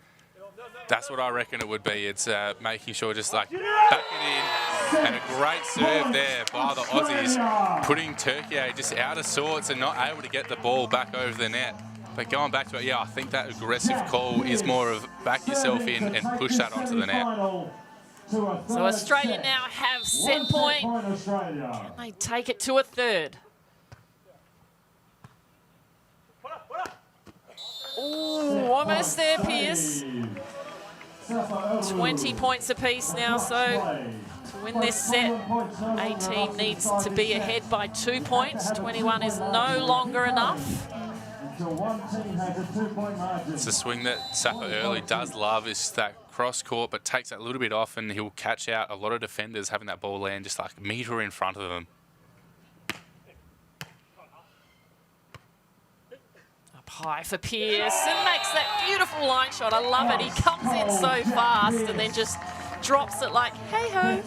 Yeah, when he's being aggressive like that, and it might not look aggressive at home or to people who are just tuning in now, but to get up that high and to play that shot is beautiful by Jack Pierce, as Paul Burnett just misses that serve down the line as we're changing against 21 points all. Well, interesting now, from an ends point of view, you see the flags there on screen. The wind is pretty much horizontal. It's not that windy. The stands are kind of covering that, but I wonder if there is any part of the court that is an advantage at the moment. We'll see. 21 points all. Error for error. Takes the pressure off, doesn't it? It's like, oh! Point number 3 for Australia. Be this point here where, as Paul, I would be telling Jack to really back in that serve and put a bit of sting on it. It moved. Jump, jump, jump! Great touch. That's got to come. Oh, well placed by Murmur. Great defensive plays by both teams there. First of all, by Jack Pearce to get out, lay out, get that dig, and then great touch at the net by Murma first, and then for Safa Erlu to get him up and be able to play that ball from the net. Fantastic job by Türkiye. Murma now looking to see if he can get his team ahead by one. Not yet. And maybe not at all. Australia now their 4th set point. They've got to do it in defence. They've got to try and find a way to stop the Türkiye attack. Burnett with the float serve. Oh, yes, they do it. Australia, second set, won by 2 points, and we're pushing it out now to the deciding 3rd and final set. Yeah, so you can see there on that set there from Murma, just a little bit tired, and you can see as Erlu was coming down, he was really trying to, both straddle the net and Paul to stay, keep away from creating that net fault. But Paul did a great job of sealing the net, not giving him anywhere to go and not giving him a cheap, easy point to come off of the arms. Yeah, great work by Australia at the end of that set. They stayed patient on their side out. They waited for the opportunity. And then when Paul had the opportunity to make the block, he definitely did that with a monster block. And that young man right there, Jack Pearce, isn't he staying patient, playing like a veteran right now, really teaming up well, stepping in Chris McHugh's shoes. Doing a great job for Australia. And nice and calm as well, it seems. You could see there just a little bit early when the camera was on him, even gave a little cheeky smile and a wave back to the viewers at home. So it's great to see a player so young in their volleyball journey be so comfortable in this stage. We've got Greg down on the sand. Greg, did you hear what happened with the coin toss? Who's going to be serving and receiving? Yeah, Türkiye won the toss and they've chosen to receive. So I'd say you'll find Jack will be serving first ball by the looks of it. Well, when somebody decides to receive, then the other team gets to choose the end. So Australia have decided to choose the end, which, when we go back to the end of court view, is closest to us. Boys, hanging tough. We are ready to go. 3rd set action, Australia versus Türkiye. Australia with the serve, Türkiye with the first point. Point number 1. Yeah, great response there from Türkiye to come out of that little set break after dropping that second set and start off strong with a nice, comfortable side out. Good take off the net, Burnett. Just getting the touch, it's all that's needed. Pearce is giving pretty good sets. He's getting Burnett on the net pretty much 100% of the time. Yeah, both of these players are really helping each other out when they're, Türkiye are putting them in tough positions off of that pass. Both Paul and Jack are doing a great job of getting each other to the net. Oh, how's the little defence from Murma? Like, I'll just take that one off my shoulder. But Australia, Burnett's just, if he's not doing the blocks, he's there. He's in their face. He's a menace at the net right now. And maybe starting to get into the head of Murma and Erlu. And again, monster block. Australia on a run. And great athleticism on show there by Paul Burnett. It was a great little offense there by Türkiye. Quick play, but when you've got someone who can jump as high as Paul and is as quick as Paul along the sand, you've got to still be able to go a little bit quicker than that. He's also, on the replay, we just saw his footwork as well. He's really disciplined with his footwork and his body along the net. He doesn't open up on the block, so obviously he's a very calculated blocker as well. Not just always about height, but it's about the skill of just staying strong in the air, and it all starts with your footwork, doesn't it? Yeah, he's had to really, work on it as a fair bit. He was blocking through as a junior, but then when he started breaking into the senior ranks, there was more experienced blockers ahead of him, so then he made that move over to defense. So it's something that he's had to really work on for quite a while now, and it's showing dividends now. And again, Burnett on the net. So Australia, they get their first little gap in this third set. 4 points to 2. He wants a piece of everything right now. 4-2. Pierce back to the baseline. Piercing look from Pierce. He seems really confident. That's the only error that in his game right now that's costing them. That ball that's hitting the net, it's not going out, it's actually just dropping in front of him. Yeah, there's been a few of them this game so far of just, you know, hitting that tape, and, you know, if you're gonna serve an error like into the net, you want it in the tape, but you want to still at least make the Türkiye team have to think about if they're going to play it or not. Well, he's taking the spike nice and high, that's for sure. This one's going almost over the block of Murmur. High, hard and deep. 5-3 to Australia. Great vision on the net. Erlu sees the opening from the block. Closing gap to 1, 4 points to 5. Turkey are taking their time. They've got to think. They really need to work out how to do this. It's not just about their performance, it's about their strategy right now, because they've been pretty consistent in terms of their performance. Both Australians, high and hard. Yeah, that speed of gameplay is one thing that Turkey have been really consistent with, even from the first set. It's definitely nothing to do with them being tired or being now into the third set. Is they obviously really like that slow, you know, almost, well, they find it comfortable in that slow sort of game speed where, you know, the Aussies, you know, that whistle goes and it's kind of, all right, straight into it. And, you know, they're trying to, both teams are trying to dictate pace of play. Another opportunity for the Aussies now to go up again, and they take it. Australia take a 3-point lead. 3-point lead in this set. We're only going to 15 points. A 3-point lead is big. Boy, oh boy. Timeout call. And that is why Turkey take their timeout. They want to try and stop that momentum from Australia.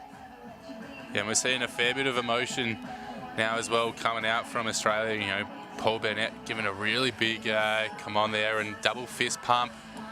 And so their energy's really picking up. And, you know, as we can see here now, you know, Turkey just, you know, nice and level. And, you know, they'll be just, you know, you won't see too much emotion and really bring it out for them. They'll just stay nice and calm the whole way through.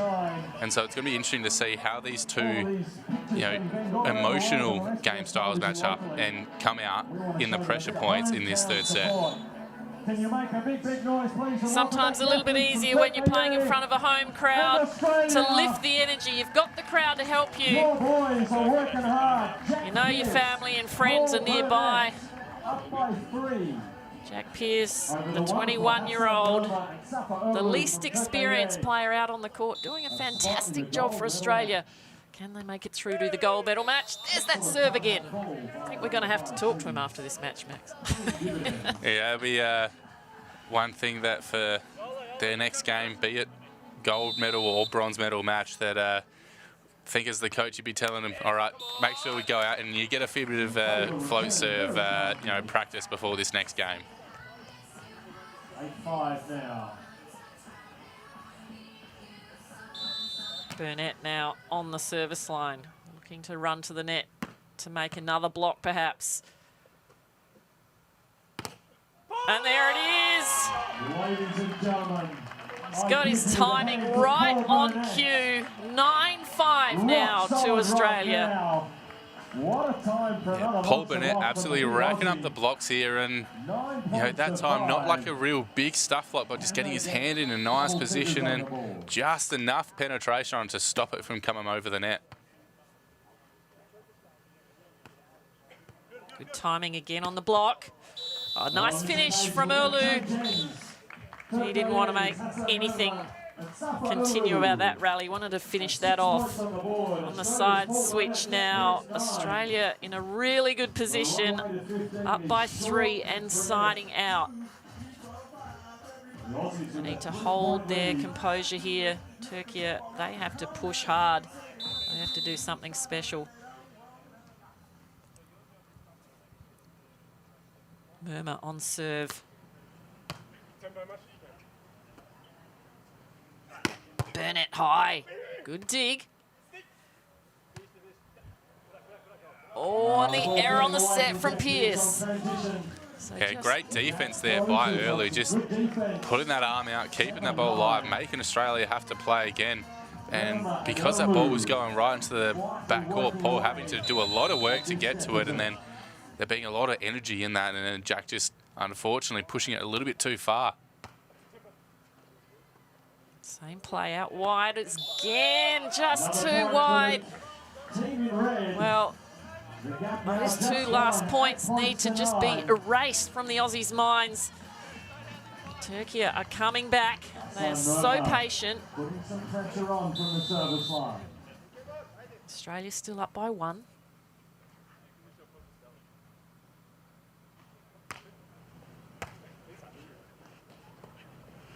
Better set for Burnett, better swing for Australia. Yeah, high pressure situation there for Jack Pearce after making a couple of setting errors in a row to put that one back his hands in, and then to get Paul in a nice position and Paul to finish that off with a great swing.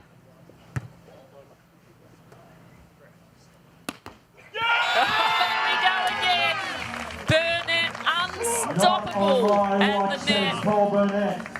Monster block number. Paul Burnett absolutely filling the stat sheet right now with blocks. This is 5th block so far for the match. Oh, he just couldn't get a hand on that one. Great job from Turkey. The side switch, there's only 2 points in it. Australia up by 2.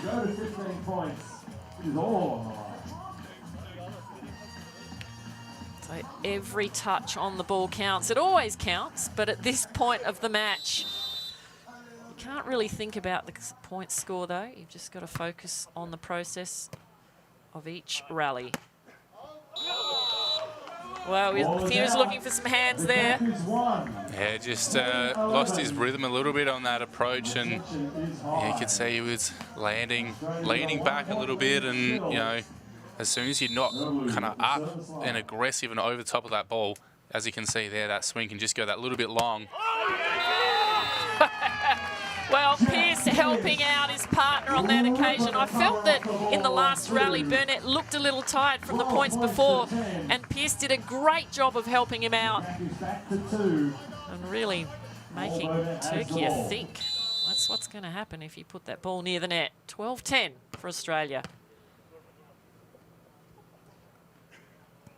Oh, can't get there, Pearce. Good job by Murmur. Scratching and crawling, trying to get along that sand, but just the shot too good from Murmur there. Caught a couple of side outs here now for Australia. Well, that's an easy one. Just unleashing too deep. Where are the Aussie fans? I can't hear you. John Fogarty getting the crowd revved up here, still early in Geelong.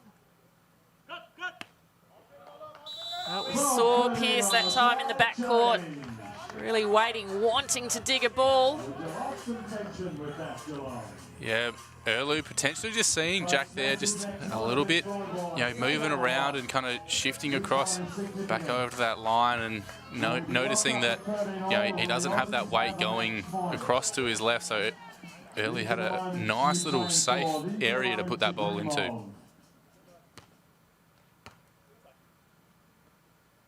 Going to Burnett.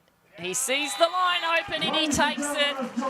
So all of a sudden this match is completely changed around. Well, it's not all of a sudden, but now it is, because Australia have 2 match points. Paul Burnett is serving for a spot in the gold medal match.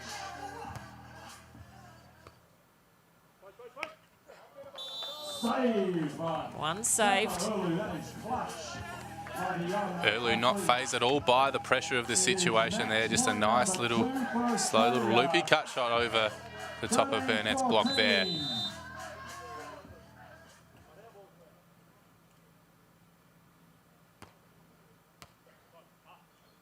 Pearce for a spot in the gold medal match. And he's done it!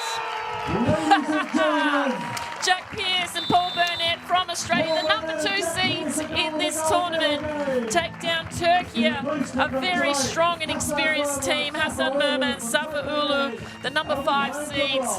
What a performance. Great job, Paul Burnett and Jack Pearce. It was a great game there by Turkey. They really came out strong in that first set and were quite consistent the whole way through. And the difference in that game really was Paul Burnett and Jack Pearce, finding their way a little bit in that game. And, they were a little bit off their game at the start there, and they were able to find their feet and really able to stamp themselves into that game with their high attacking. Well, Greg's talking to the winners now. Over to you, Greg, down on the sand. And just ask Paul about that cheeky kiss he gave one of the girls going out for the women's semi-final. A little celebrating kiss there, mate. Tell us about that. Must have been enjoyable. Oh, it's so exciting to get through that semi. Bit of a relief, but really proud of the team. And hopefully Georgia can get it done in the next one and we can both be in the gold. Fantastic, boys. What a great performance there. Look, the pressure was on you that first set. They came out really strong, Turkey, and you must be really proud about it. You hold your nerve. Yeah, absolutely. I mean, they're an incredible team, and we had to bring everything we had. And, it was a bit nerve-wracking, but I'm glad we got it done and held our nerves together and played some good ball. Now, Paul, your blocking there was a standout in that game. You're obviously feeling really comfortable on the net. No, I couldn't do anything for the first half, so I was just happy when I finally got a few at the end there when it mattered. But, really happy with that. Awesome. Now, tell me a bit about your opposition for the gold medal game. Have you played the New Zealand boys before? I think Jack has. Yeah, I played them in China in our quarterfinal, and we lost in 2. So they're a solid team, but we're training against them a bit since being here and feeling nervous, but ready to get the job done. Hey, boys, congratulations once again. Well done. Awesome performance. Thanks, mate. Well, yes, they have got New Zealand. Interesting, he says they're feeling... He didn't look nervous. He maybe the first couple of points, but really worked in well. They're working very well together as a team. Yeah, some of the highlights now. That's one thing, having a partner who's been through it a little bit as well, they can really help you out with that, nervousness and, seeing someone who's next to you, just being a lot more confident or comfortable in that situation. You can then start to emulate them and then, really find your feet in the game, which Jack definitely did. Well, the passing worked well for them. The hand setting, they had a couple of errors. They were called on a couple of double hits, a lift. Pearce had a couple of errors out wide to Burnett, but they were able to clean that up just when it counted. But I just love the aggression from Jack Pearce. And gee, look how happy he is. And of course, Burnett doing a great job bringing him through. We've got a couple of women's semi-finals coming up for you next. What a wonderful morning it's been already as we see who is in the gold medal match. New Zealand versus Australia. We always love to play New Zealand here on our home soil. And in the bronze medal match, Australia again against Turkey. That's going to be a tough one. We're going to take a short break now. We will be back with you very soon.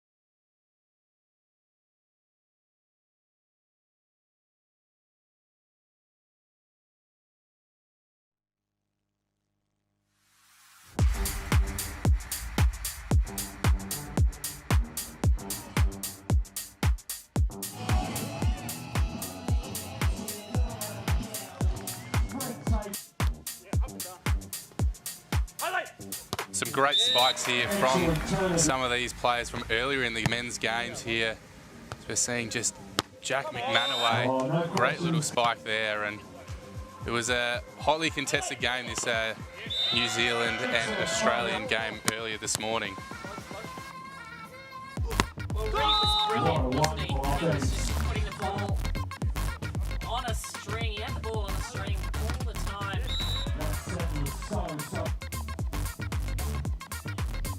Whether he was hitting it hard or whether he was placing it around the block.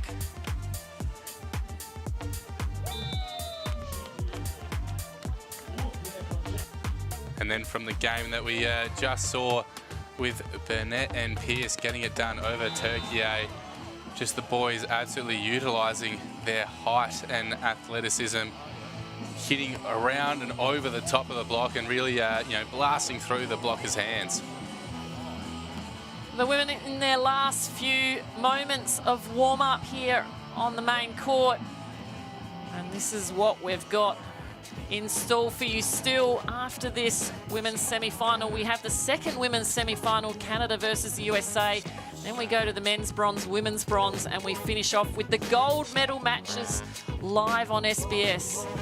So if you have to take a break, you can come back, join us for the gold medal matches, but please don't go away because you'll miss all the great action. 6 different countries competing in the finals today in Super Sunday, and this is how semi-finalists got through. Fleming and Johnson up against Joe and Matuata from Vanuatu. And Ali and Katie from Canada up against Shields and Perinic from the USA. Who will be in the gold medal match? That is the question. It's going to be a couple of great women's matches. Jasmine Fleming on the left of screen in the orange top. Georgia Johnson running around to the other side of the court, just finishing off their serving warm-up. Jasmine Fleming, the 20-year-old from Brizzy, 3 seasons on the World Tour. Her partner, Georgia Johnson, 25 years of age, also 3 seasons on the World Tour and 20 tournaments under her belt as well. Jasmine's jump top spin serve, that could be the key. I know that when she plays well, she's got that serve going. If she starts to lose a bit of confidence, she kind of hits or doesn't put everything behind the serve. So it'd be interesting to see whether these players have any nerves coming into this semi-final.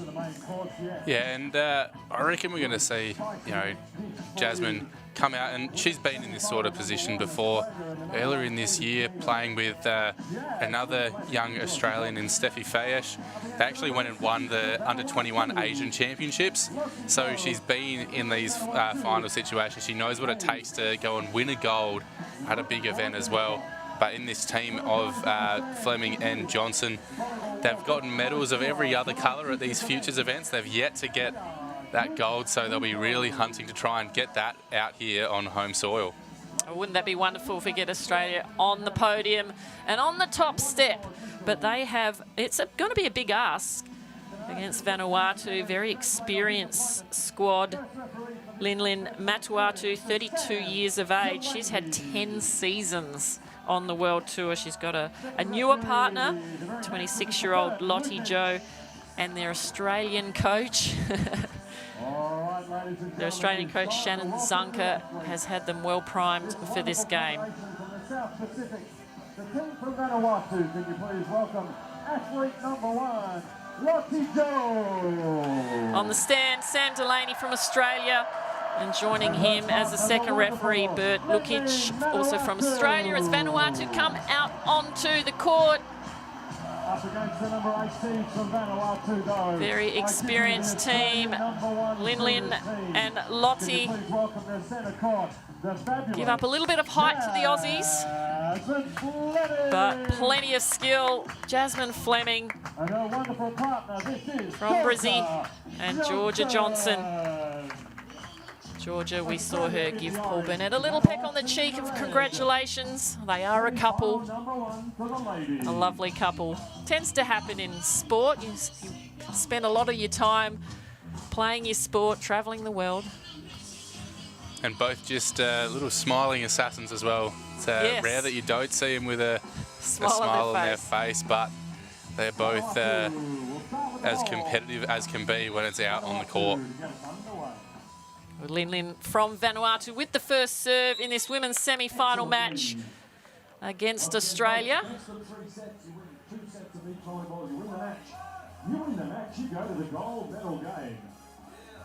Georgia Johnson at the net.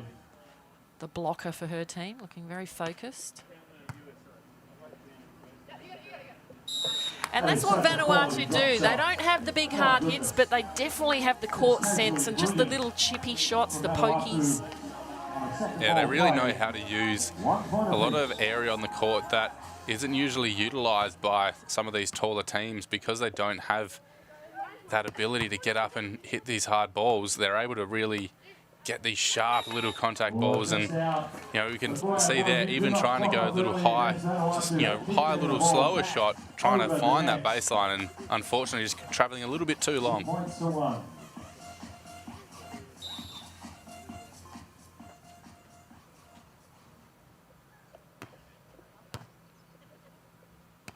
Lin Lin on the attack, stopped at the net from Fleming. Great spot to put the ball and finish that off, Johnson. 3-1. This is what these ladies love to do, Australians. They like to get ahead quickly, aggressive from the start. Serve pressure from Johnson. Great pressure on that float serve there from Georgia Johnson, creating the ace. And these two teams did actually come up against each other in pool play, where Johnson and Fleming came out victorious 21-10, 21-15. So it'll be interesting to see, what the scoreline's going to work out to be today. Johnson has a little look. She knows it's open. Just making the error, risking a little bit too much. So Vanuatu hit 2 points. Australia 4. Vanuatu wanting to target Georgia Johnson. That's why that finger was wiggling. It's like, serve this player. This is the defensive play that we're going to make, but serve this player. Australia up by 3. First side change.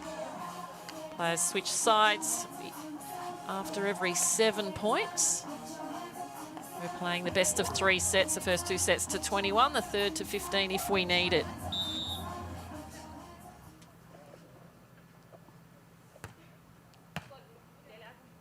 Nice pass from Vanuatu. And just unable to finish that ball, drifting off the net a little bit perhaps. Yeah, it just looks like they lost a little bit of the rhythm in that attack, but it's a great start here for the Aussies, coming out strong, 6-2. They'll be looking to really try and stretch out this lead now.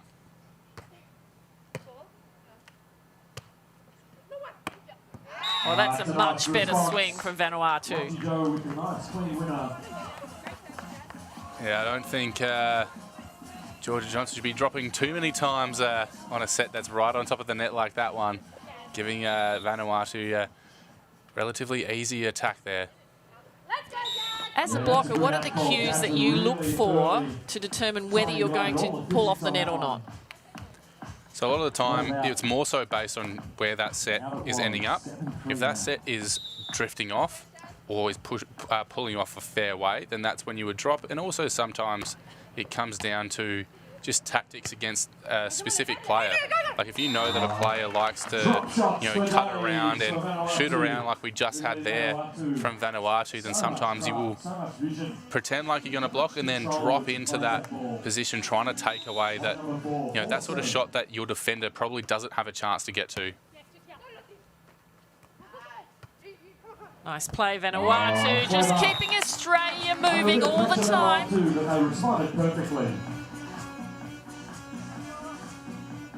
Staying with Australia, 5 points now, serving 7.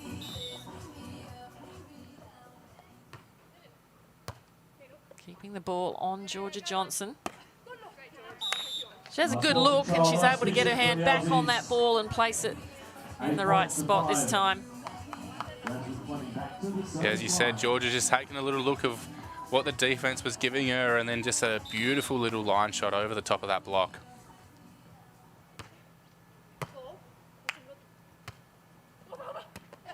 Lottie Joe gets off the top of the hands this time. Good side out for Vanuatu. The job done on the side change. 6 points away, Vanuatu trail by 2. Early stages of set number 1. So if you're new to beach volleyball, you're wondering about the uniforms. Sometimes the players wear the long leggings because they feel cool. They need to stay warm. Vanuatu deciding to use the shorts today. Sometimes you'll see long sleeves as well on the arms, on the upper body underneath the uniforms. So players allowed to do anything these days. Yeah, and has been for a fair few years now, but it's only recently you're really seeing a lot of the players really just utilise that ability. 9 points to 6 now. Well, we play in all sorts of conditions. It's not always sunshine and humidity, especially in Victoria. As most people know, it can change by the day. Perfect conditions now, and perfect work from Vanuatu, just hustling at the net there with Australia. Yeah, great little play, just off that block of Jasmine Fleming, and then coming back and playing it nice little tight little cut shot again. Up and down for Johnson. Beautifully placed. Anything shorter would have been dug. Responded well defensively, but couldn't make the play. Yeah, George is really finding a groove on that line shot, getting it nice and high, and she's not putting too much of a loop on it. Not giving that opportunity for Vanuatu to get anything more than just an insignificant touch, really.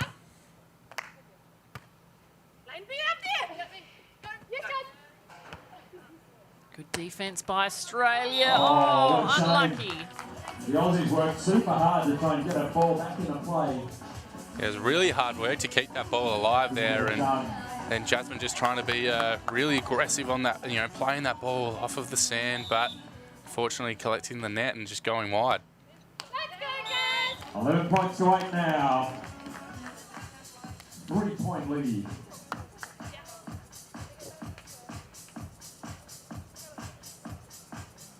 Vanuatu staying focused. They need to stay with Australia.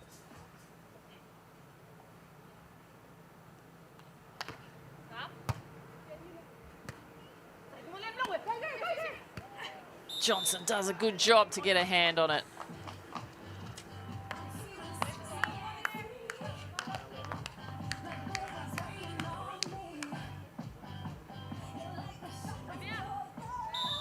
Nine's serving 11.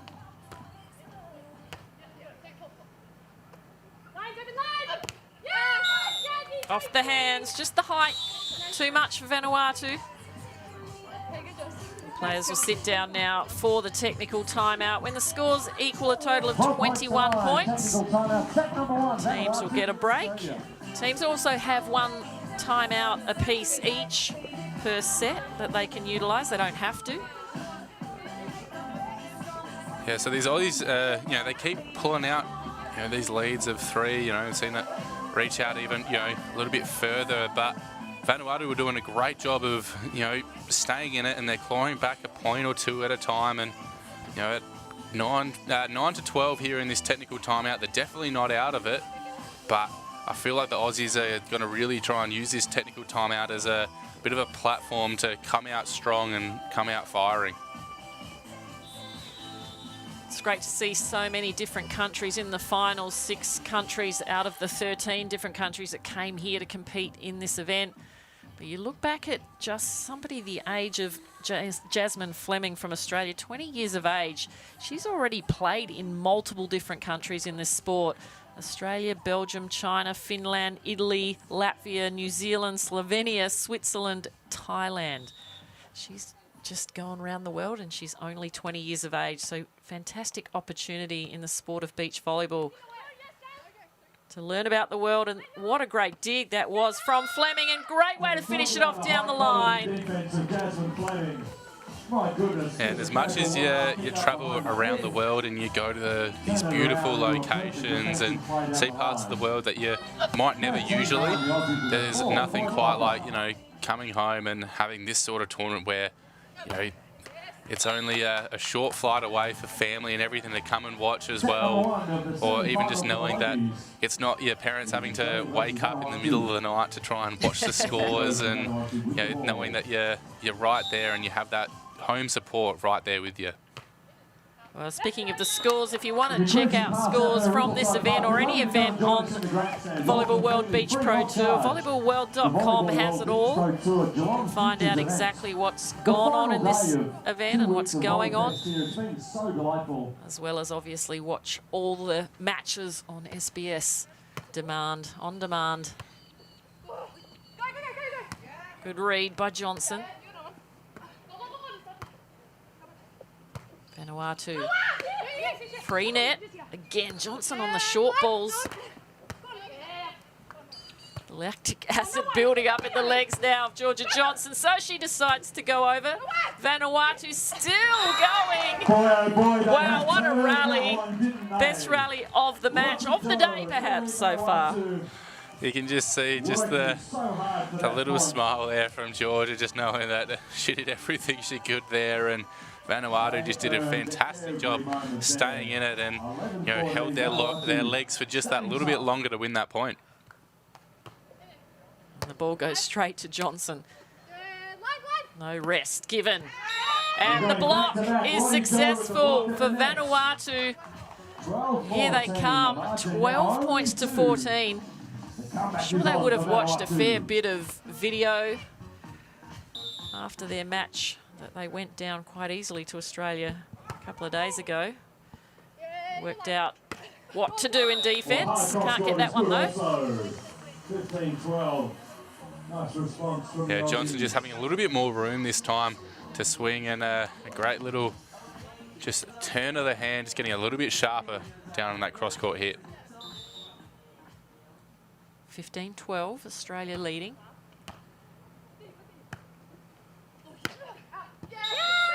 Well left by Fleming. That's a great read from Jasmine Fleming. Had to make a split-second decision, pulled out of it just wrong.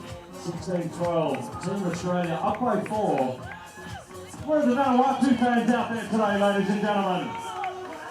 Are there any fans of the Aussie girls out there, Geelong? Ooh, touch and go. Big swing. There we go, Vanuatu Just fans. striking a little bit too low, letting that ball drop a bit. Lottie Joe back to the service line, 13-16. Lottie Joe focusing on her partner's defensive call. Off the hand. Johnson. Just not tall enough. When Georgia Johnson gets up high and hits it at full reach, she can really beat any blocker. 17, Yeah, great swing there, and you know that's why you know Vanuatu will be working really hard to try and just break that side out, you know, and break that pass and create like a set that's just going to be a little bit further off the net. You know, so they can get in the position where they can pull off and defend the court a little bit easier. But a great float serve there by Georgia Johnson, getting the ace, just glancing off of the arms there from Vanuatu.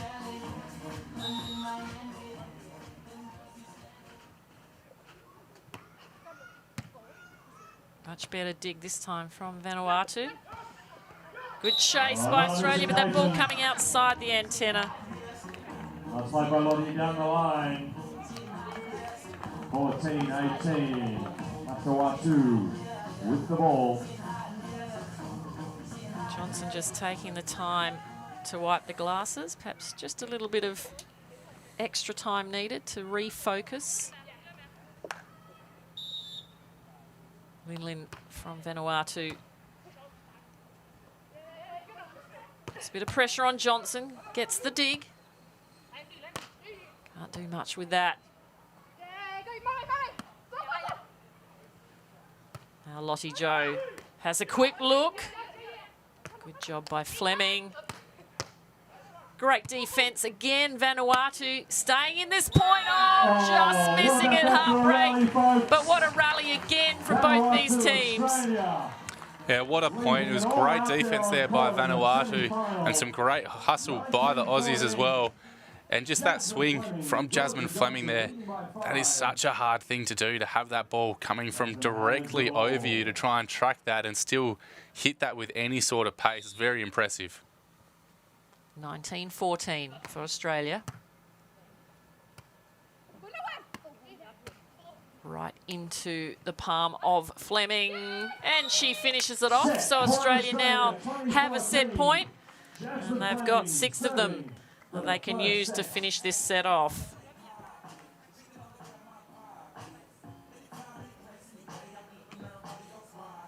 Vanuatu needing to take some momentum, if anything, into the second set.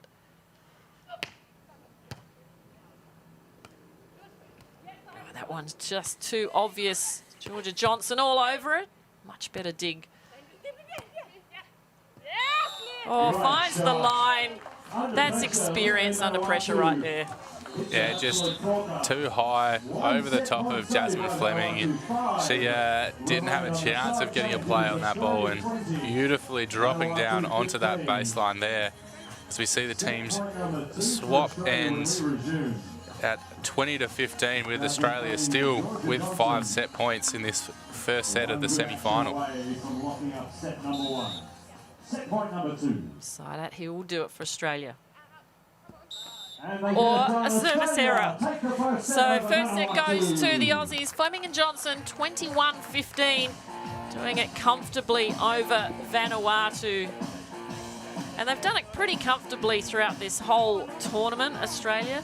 Jasmine Fleming and Georgia Johnson, they were shaken a bit in their first match against the USA, Shields and Peronich, who were incidentally in the other semi-final coming up next. They only just won that 16-14 in the third. Then they beat Vanuatu, this same team, Lottie and Linlin, pretty easily. And then they took down New Zealand. They were pushed in the first set against New Zealand, 21-19, and then won easily 21-10 to make it through to the semi. So pretty consistent, the Aussie women. Yeah, consistent, and it's good to see them coming out strong and playing well from the get-go as well. We haven't seen Jasmine Fleming be as influential from that baseline just of yet, but we do know that that is still sitting there in the background, that she can rip this game apart from that service line. We've seen Georgia with her float serves. You know, she's gotten an ace or two already, and she's creating a little bit of havoc there, but the Vanuatu team are just, they're able to hang in and, you know, hang in these points, and it was just only about halfway through that set where Australia just were really able to string a few points and stretch it out in the end.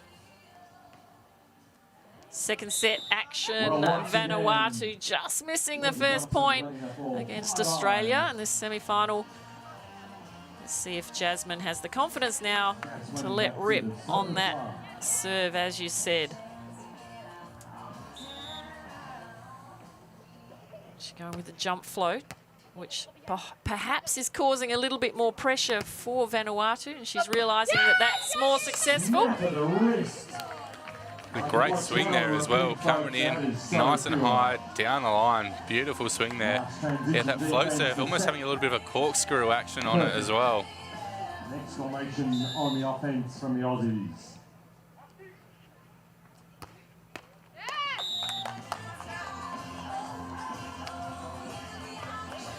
We talked about how Australia got here. Vanuatu, well, they only lost one match to these ladies in pool play. They also beat Japan in 2 sets, 24-22 in the second, so tight second set. And then yesterday they beat Jasmine Rayner and Elizabeth Ouchen in 2. And of course, they also won against Kayla Mears and Tara Phillips in 2 to get through to the semi-final. So a lot of Australians that this team have taken down. What a great call. Boy, it didn't miss by much. You can see Vanuatu here really trying to find that baseline and, you know, pressure Georgia with that depth on serve, but they haven't really found it just yet. Better pass from Vanuatu.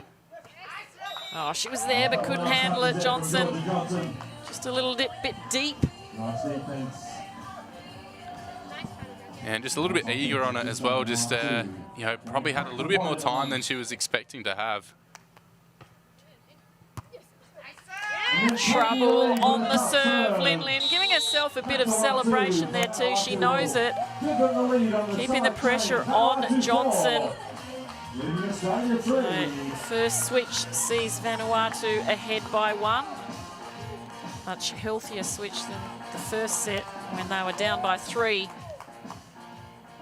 This is a danger with Vanuatu. Such a well-oiled machine. Often these players, they play a lot of beach volleyball. They're not super tall, but they definitely have the skill and the touch and the finesse on the ball.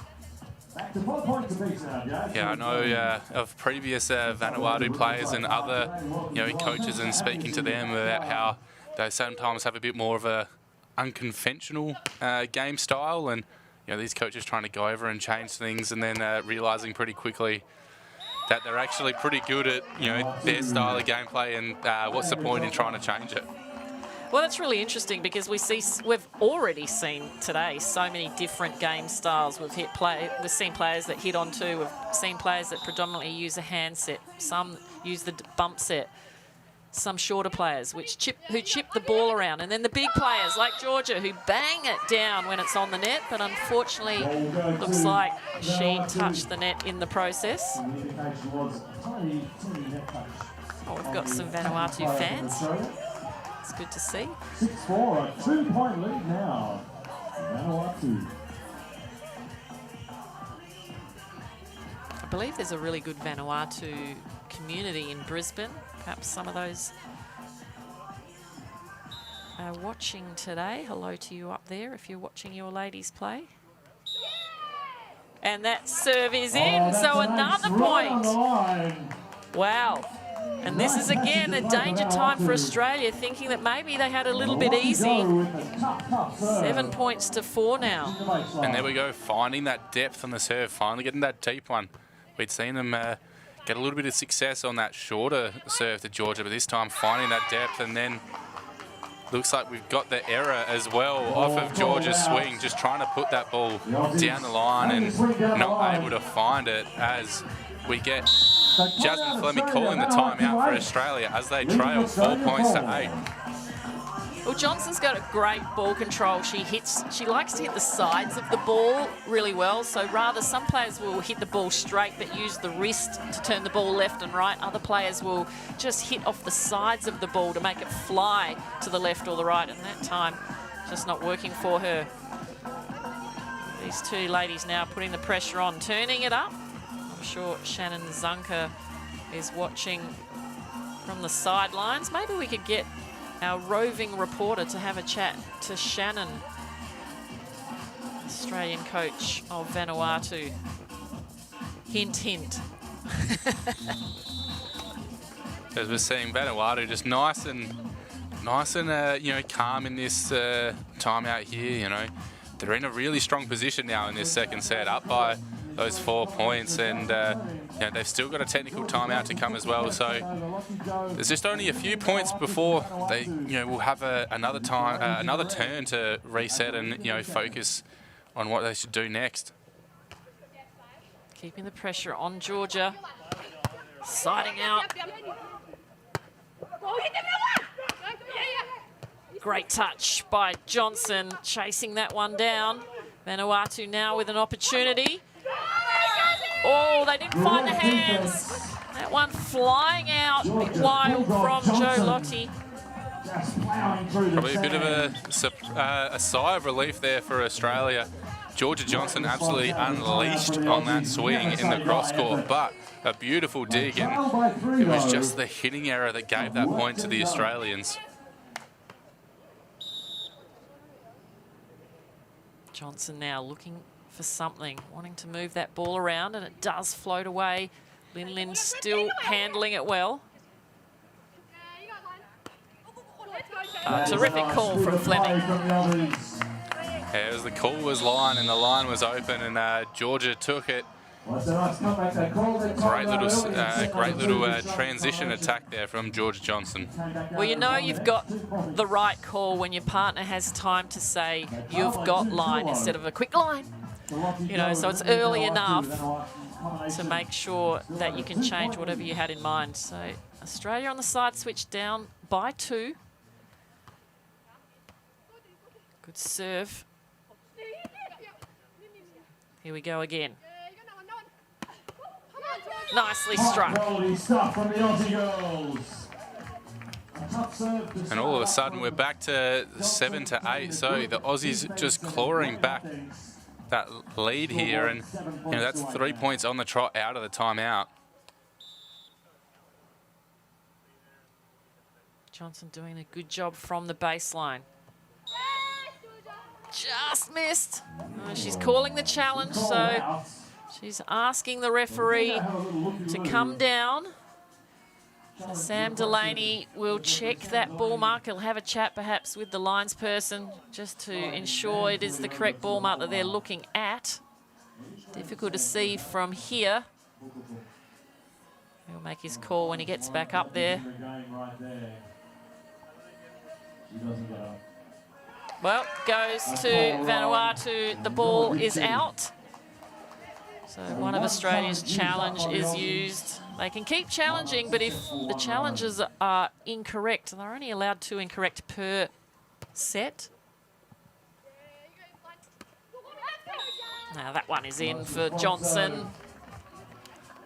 Yeah, no challenge call required on that one. Just a nice little shot over the top of the block. Down the line again. Vanuatu still has the lead. Must-win set from the ladies in the number 8 seeds. 8 serving 9. No question about that one, no. So we hear the call from Georgia Johnson that yes, that one is on the line. Great little serve there by Jasmine Fleming. As now we're tied up 9-all.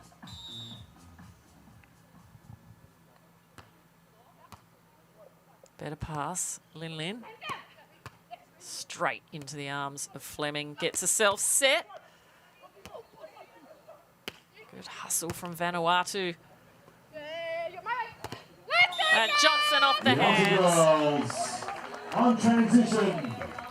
Take the lead back. Georgia Johnson with some great swinging down the line. She's going hard on that one. We've seen her utilising the shot as well. She's really trying to find her groove and really utilising that line attack a lot now. Lottie Joe this time having a look, seeing no one's there. Johnson getting a little bit of help from the net. Oh, what a swing! Offense again, Australia 11-9. What a run they have been on.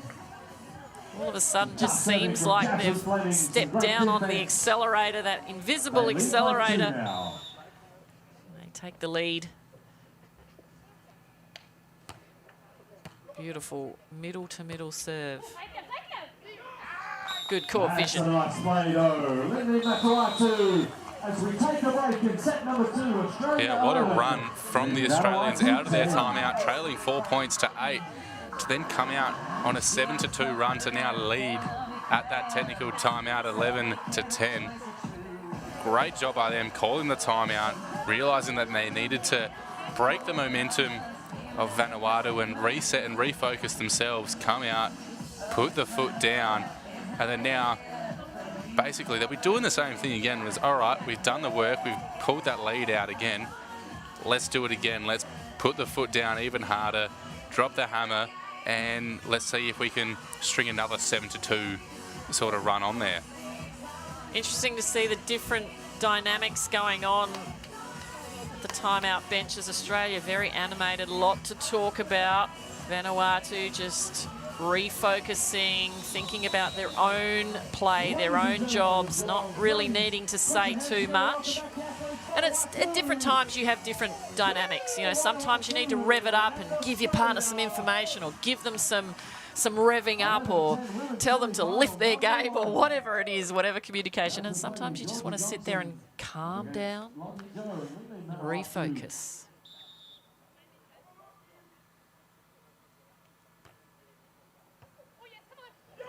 Nice serve off the timeout. That serve moving all over the place. A nice little, almost just a swinger off to the outside of Georgia Johnson and just catching her off guard just a little bit, getting that pass off of the wrists. Much better pass from Australia. And a nice little slice. Yeah, you could see there that Vanuatu, you know, have seen that tendency from Georgia to use that line a fair bit, and so there was that little bit of an early move. Georgia being able to see that and knowing that just anything going on that cross court was probably going to hit the sand. Working that middle still. Well left, Australia. Good vision, Georgia Johnson. She's been on that play. They've tried that quite a few times and Johnson's been digging it. That time she would have dug that if that was going in, but good eye. They get their 2-point lead, 13-11 now after being down by 4.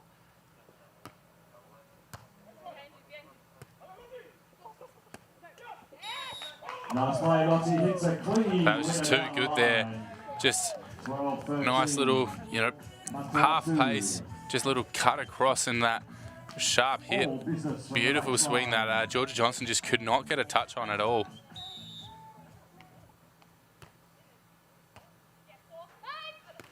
Well, the pressure has been on Georgia Johnson so much. She's received 100%, I believe. I can't remember a ball going to Jasmine at all yet. And finally, Jasmine gets a swing on 2. Bit awkward, but point is taken. 14-12 to the Aussies.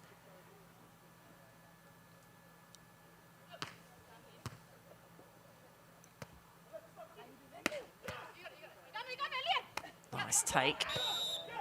Still in play, the referee calling a lift, I believe, on Georgia Johnson off the touch, off the joust. Yeah, after that joust, Georgia Johnson is probably coming down and, you know, having an open hand on that contact and just ball spinning just a little bit too long. Good reach, Fleming. Very appealing for the Australians. And they took it well. 2-point lead. Well, she certainly hasn't had to do too much except for set and call so far, Jasmine Fleming. Georgia Johnson. And that's what happens in some games. Sometimes it's you that does all the work. It seems to be you that's serving the aces, that's playing defense and then siding out. And other times it's your partner blocking and swings both ways.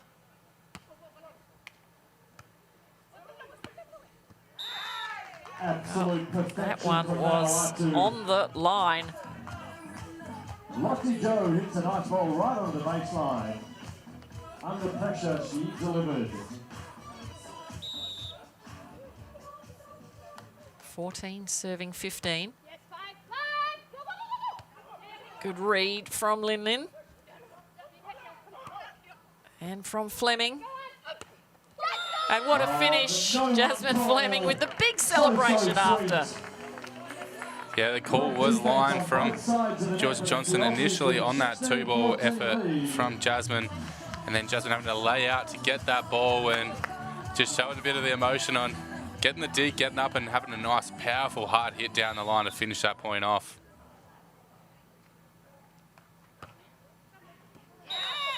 Risky serve. That one paid off for her when they played Vanuatu the other day.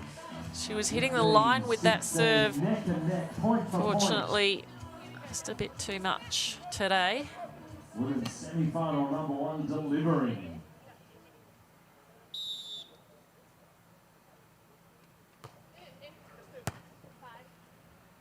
Johnson again siding out, sees the line open and takes it. Yeah, almost just that back door around the blocker there. You know, almost into the middle of the court. So, you know, still that line attack and, you know, defense for Vanuatu just didn't really have an opportunity to try and get a play on that ball.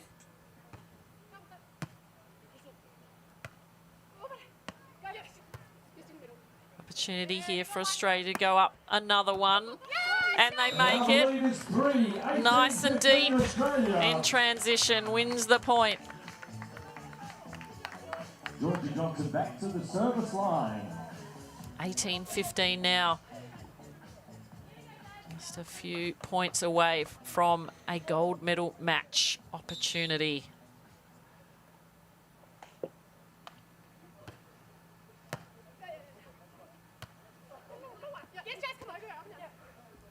Good touch by Fleming. And great block from Lottie Joe. Yeah, that set there after the great touch from Jasmine Fleming, just going too tight there, so she couldn't utilise her height and go over the top of Lottie Joe, and Lottie just managing to throw that one down there.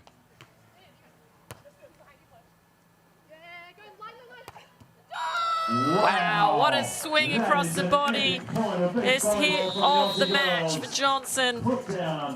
It's a beautiful snap down the line. Came down with some authority as well. Quite a sharp hit. Not much room to hit him when you're trying to hit that sharp. It's a magnificent swing there by Georgia Johnson. Side switch now, Australia leading by 3. Oh, she was there. 17-19. Lottie back to the service line. Need this point, Vanuatu.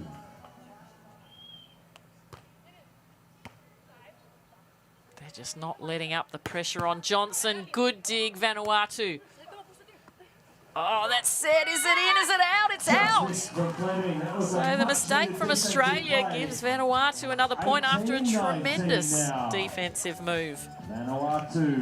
Yeah, Vanuatu gifting Jasmine Fleming an overset there, but not backing herself in to be able to, throw that one down. Instead, going with the knuckle, and it's such a tough thing to do to try and direct the ball when only using your knuckles. And as we can see there, just it drifting out and going out wide, but a great line shot on the back of it from Georgia Johnson, giving themselves the score of 20-18. They've got 2 match points, and they are 1 point away from making it into the gold.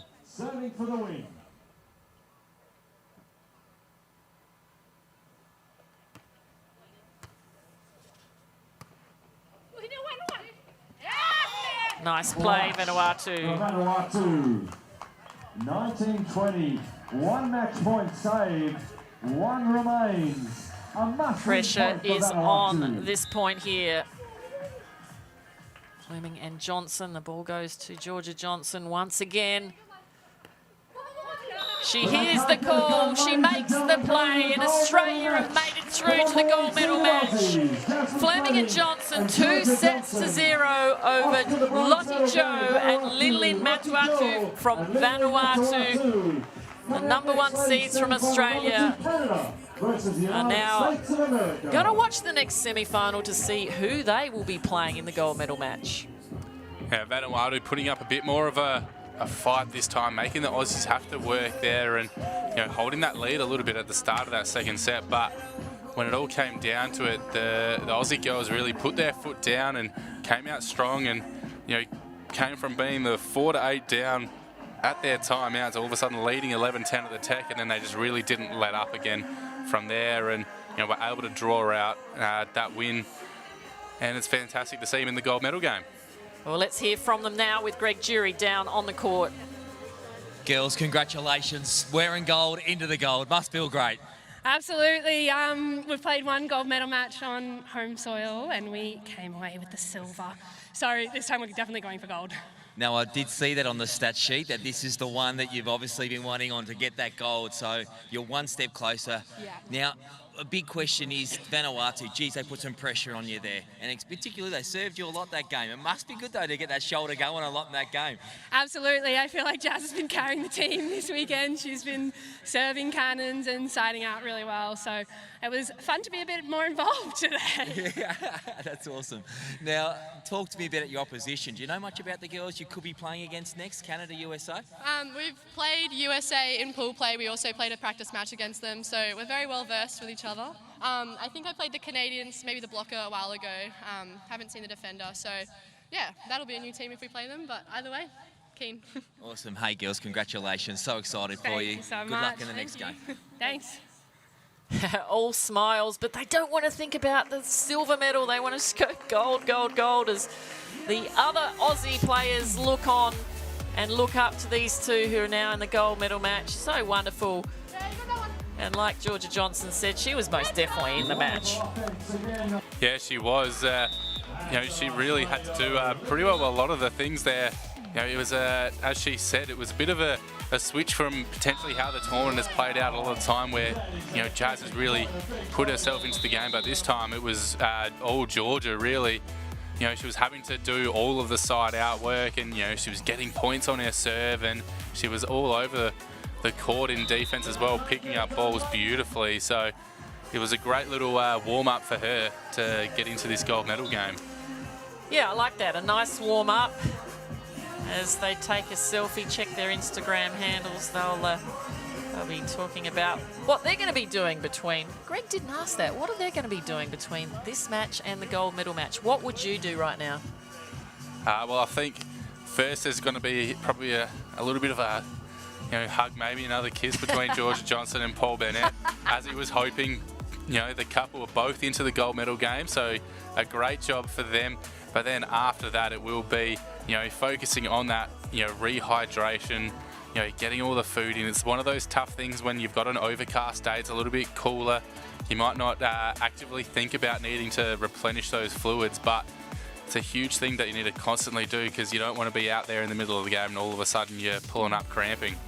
Absolutely not. And we can see what's happening. We've got one more women's semi-final match to be played to see who goes into that gold medal match and who goes into that bronze medal match here in the beautiful area of Geelong. Absolutely lovely. Whether you're kayaking, whether you're lunching by the water, by the pier, whether you're surfing, playing golf. Last night as well, such a nice little Japanese place, but there was a lot of shops that I really wanted to go and taste out as well. Well, we're going to go have a break. We're hungry now, but we'll be back shortly with the second women's semi-final.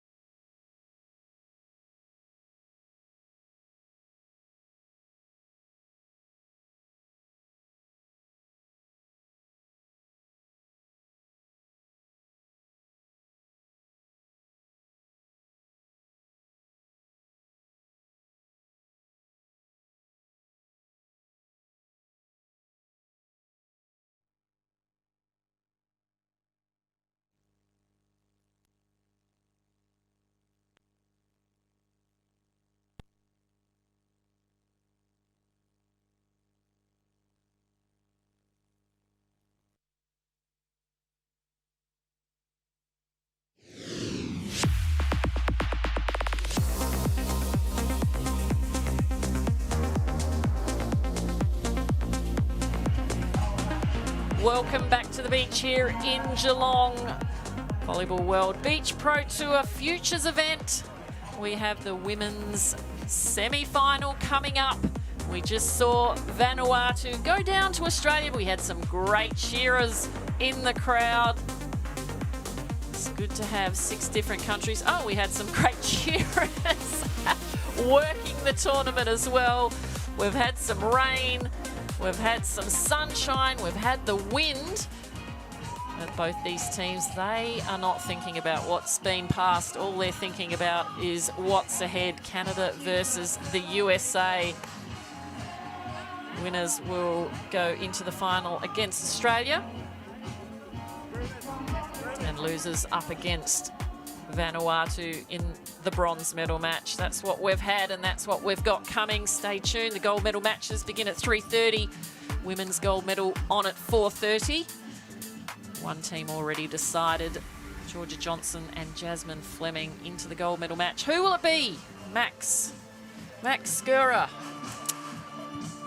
I reckon, well, it's tough to say. I haven't seen Canada play as of yet, but, seeing the US team play yesterday and, even when it was coming up against a tall blocker like Steph Wheeler for Australia, it looks like we've got another tall blocker that they're up against, but it really didn't seem to faze them at all. So just going off of the one team that I've currently seen and watched, I think this USA team is set up nicely to go and meet the Aussie girls in the gold medal match. Well, they were definitely consistent, they were putting the ball on the ground. They weren't too phased, like you said. Madison Shields was getting most of the serves, the shorter of the two Americans, the one with the hat now at the net, just about to pick up the ball. She was really using all parts of the court on her offense, and her partner, Delaney Peronich, doing the blocking, getting a few blocks to help out as well. Both ladies from California, Delaney from Half Moon Bay, Madison from El Dorado Hills, two beautiful parts of the world. The Canadians, well, they have come a long way as well to be here. The Canadians with the red tops, enjoying Australia. And this is a futures event, so that means that these ladies are the future of beach volleyball. A lot of young teams in both divisions, men's and women's division, looking to push into the challenge level and then the elite 16, which is the top 16 players or teams in the world that fight out for those big points, the points that qualify them through to Olympics and World Championships. Greg will now talk to, I believe, the Canadians, see what they've got coming up in this match. Thanks, Kez. Katie, you must be excited. Yeah. Semi-final time. How are you feeling? Feeling good, yeah. Day 4 of a tournament. We're always happy to be here in the semifinals. Awesome. Now, know much about the opposition? No, we really don't, so we're going to learn on the fly. Awesome, mate. I love the way they play that. Yeah. All right, have a great time out there. Thanks. Good luck to you. Thank you. Well, that's what you have to do sometimes, isn't it, Max? Learn on the fly, because there are so many teams, especially when you're playing in these futures events, that for those guys are a long way away. Yeah, that's a massive thing on the futures, having to just figure it out on the fly, because these players are so new to the game. Okay, Greg's now got Canada to chat to. Or the USA, sorry. Madison here. Hey, no stranger to centre court. It must feel pretty good that you're back here again. Definitely super excited for this match. Awesome, mate. Now, structurally wise, same opposition, tall, short, back up there from the Aussies yesterday. Same strategy? Similar. We don't know our opponents that well similarly, but just going to focus on our side. Good stuff, mate. All the best out there today. Have fun. Thank you. Well, Madison sounds like she's already focused. She's thinking about the team. Delaney's like, good job, mate. It is not easy to talk to somebody that you don't know who asks you a question that you have no idea what's coming and you've got a camera in your face. So well done, Madison. And especially when you're trying to answer a question about the other team and they're right in front of you. Aaron Cray from Australia on the stand, and assisting him, Rebecca Felstark, also from Australia, the second referee. Introduce the athletes coming through the qualifier, taking seed 16, fighting all the way to the semi-finals. Team USA, please welcome the court athlete number 1. This is Madison Shields. Madison Shields, the 23-year-old, standing at 5'7". This is her first tournament with Delaney and her first tournament on the World Tour. Delaney Peronich, the 24-year-old at 5'9", also first tournament. Can you please welcome to the stand athlete number 1, Alison McKay. Alison McKay, 28 years of age, 5'5", the defender for her Canadian team. Katie Watney, the blocker. She'll be doing the damage up high. The United States of America versus Canada to play Australia in the gold. Canada in the red, the USA in the purple. Let's go.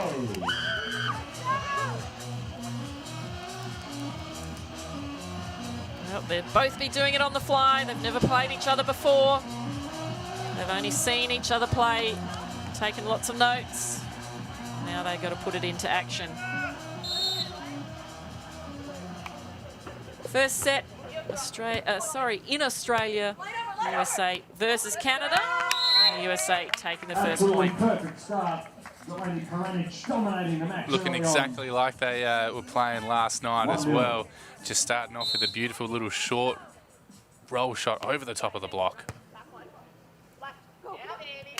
There we go, the first time we've seen what the Canadians will do. So the run around behind and then the quick little ball on two. So all sorts of things going on in the minds of the Americans, just going, okay, we know you can do that now, so we've got to look out for that.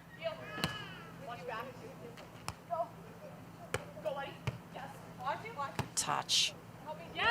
Smart play from Canada. On Ali McKay, she is 12 types of tricky. Can't see what her eyes are looking at through the sunglasses. Couple of smart teams playing each other. They're just going to watch and wait, make sure they side out so they can try different things in defence. Good serve, pressure on the USA. Back one. What? No, free ball. Got it.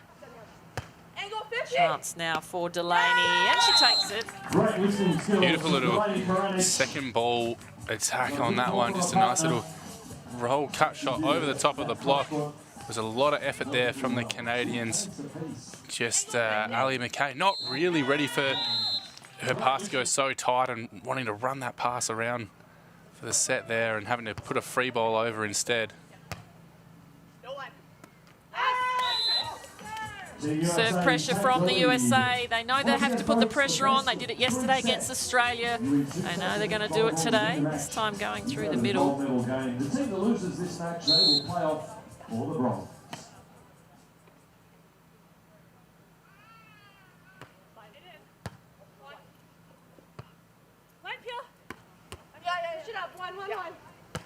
And line over, high.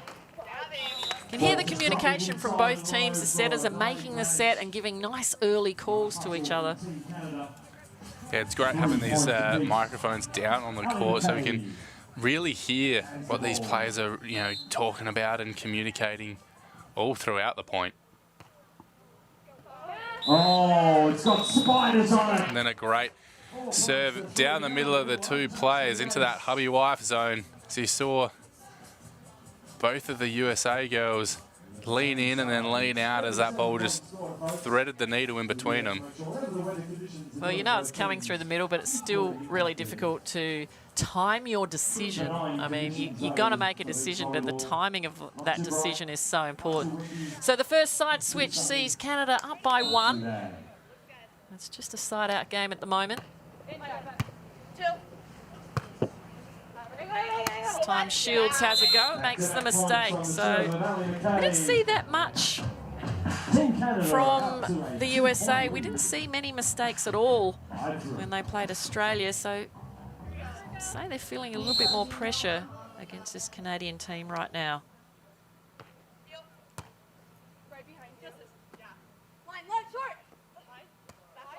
Nicely read by Canada. That's not going to work though. Oh, it's never over till it's over against this Canadian. Yeah, it's a great, as you said, pressure from these Canadian girls on with the USA team. The pass there off the net, so really good service pressure, trying to break down their offense. And, as you can see there as well, the USA don't really know when the ball's going to come over because we've already seen a couple times where we've had Ali McKay put the ball over on 1 or 2. And then you have a 2-ball attack there, that time from Katie Watney. the defensive pattern of the opposition. Well, they've got all the skills. They just need to stay patient if they want to take down the Americans. Good rivalry between Canada and American at the top level, both of the men's and the women's on the Volleyball World Beach Pro Tour. Last week, Branich, deep middle. So many players coming through the American college system. Hundreds and hundreds of players from the women's side. Right now, NCAA only supports women's beach volleyball. Men's beach volleyball is yet to be included. But of course, they have indoor volleyball. So you've got so many players to choose from. And right now in the women's competition on the World Tour, I believe there's 4 American women's teams in the top 10 or the top 12 in the world. It just goes to show how strong their competition is. Just dragging that ball down into the tape. It is an 8-5 scoreboard. Ali and Katie from Canada. It's a great start here, though, from Canada, though. Leading out 8 points to 5, putting a lot of pressure on this American team. And, you know, from what we saw last night and yesterday evening, with how they're able to really play the ball around a tall block, at the moment, they're not having quite the same success. Both teams working super hard, trying absolutely everything in this rally. Shields now to try and finish it. Oh, the one-over is just happening again and again. Ladies and gentlemen, please. Canada take it. Ali McKay. What a play. Everybody's just gasping for air. I need a little bit of a breather after that point as well. That just kept going back and forth. It had 3 hits, 2 hits. It had one, first ball over about 4 or 5 times in the same rally. Yeah, everyone taking their time, changing sides. Canada with a lovely lead now, 4 points. Right now, Ali's doing a great job in the backcourt, reading everything.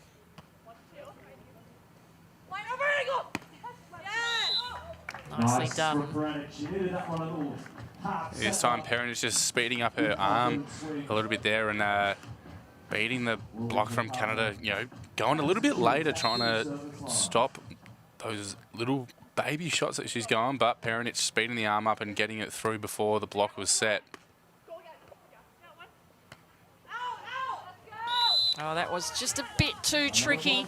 She knows that as soon as it came off her arms, she knew that that wasn't the right decision to make. When you've got a player that stands at over 6 foot tall, now you're that close to the net, you just want to give it to them, don't you?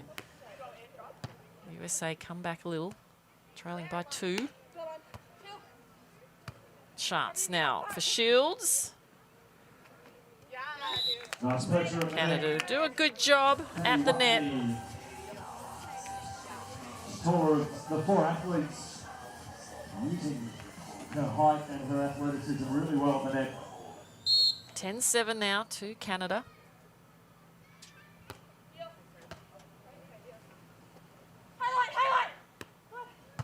Nice read again. Oh, just unable to control that, but she's touching almost everything. She's got a read on them.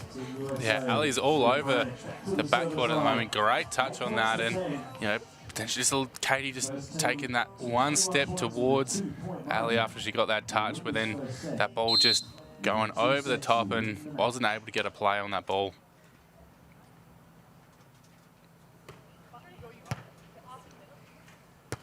Bit out of system, the Canadians. And through the middle when you're in a fiddle. Nice and hard and deep. A little bit out of system, but Ali doing a great job putting Katie in a great position to still at least get a nice hard swing on, and as he said, putting it down the middle. Well, one thing that Canada is doing that Australia possibly should have done yesterday is play the player that they want to defend against. So Delaney's getting all the balls, whereas yesterday Australia was serving Shields. And they were having trouble with all the little shots that she had, and perhaps Canada were watching that thinking, you know what, we'd rather try and play someone who's going to hit the ball. We've got a good block.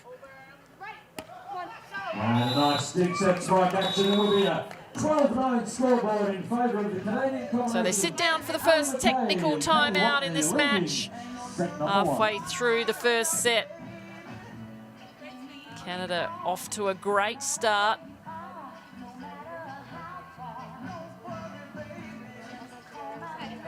USA will be looking to come out strong here after this technical timeout. They're trailing by 3 points, but we have seen them in previous games. They can string points together and they can bring it back. But at the moment, Canada just look a lot more settled. Then they're really limiting the United States' ability to find their zone and find their rhythm.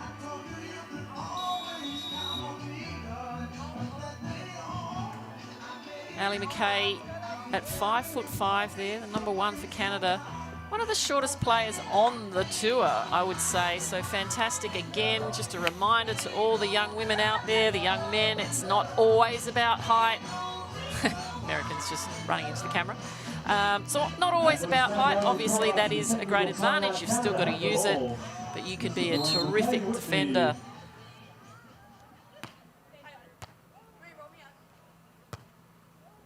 Shields now the defender for the USA. Off the hands, had to be played. Delaney doesn't get the set she wants, but makes use of it. Yeah, great turn out of that timeout. It was imperative that they came out and got that point, to bring that gap down to only 2 points, and really had to work hard for that point. Though they're not getting anything easy.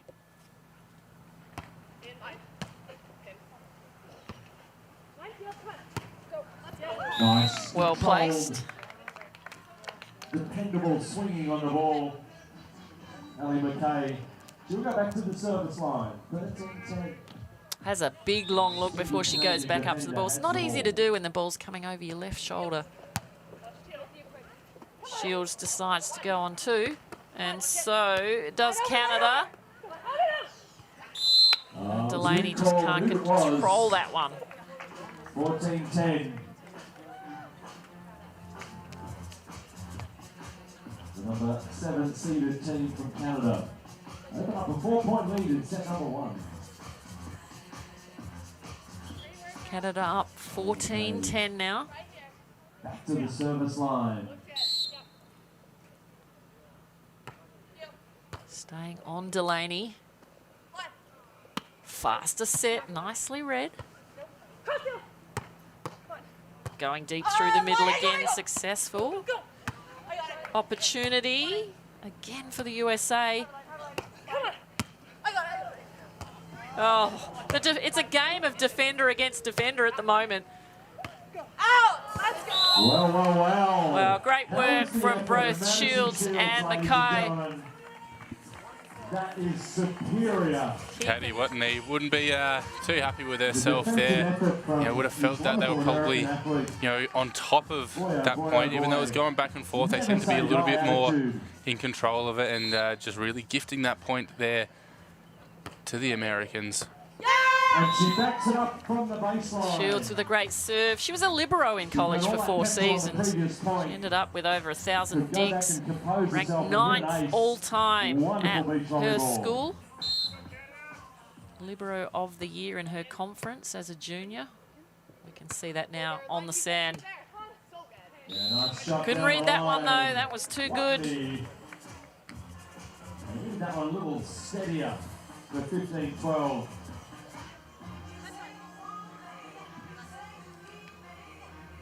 Watney now has been doing a lot of work, serving from the baseline, running to the net to block.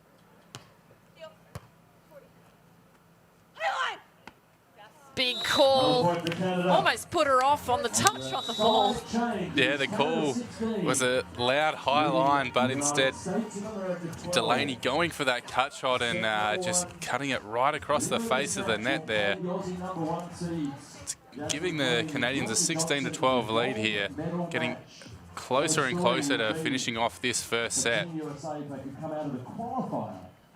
So interesting, the momentum of the teams and the difference that you can look from and play from one day to the next. And I think what Canada are doing really well is playing against the player that suits them, and that is Delaney.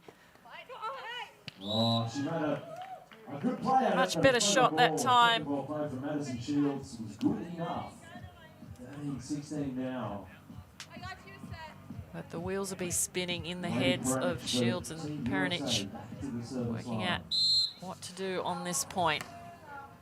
Delaney Peranich now with the serve. Well, that's one way to make it. Yeah, nice, tough, hard float serve. Just catching Katie Watney in a little bit of an awkward position trying to pass that ball, with Ali just not able to get a touch on that to get that ball up again.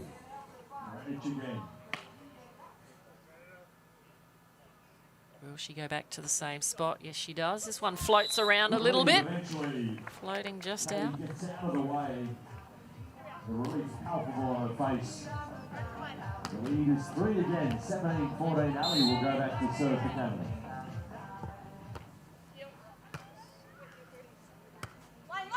Peranich read nicely. Can't put it down, Katie. She can block it though. Yeah, couldn't finish it off of her arm and her swing, but she did create was just that overpass on the dig, and then she was able to just flick that ball down to the side. Katie was composed and thoughtful. Really working the middle, but making sure Delaney Peranich keeps having to side out. Good run around. 15-18 again. They're asked to close the gap. Canada in control of the tempo in set number 1 so far. USA needing a block or two here. Stay in this set. Or a dig.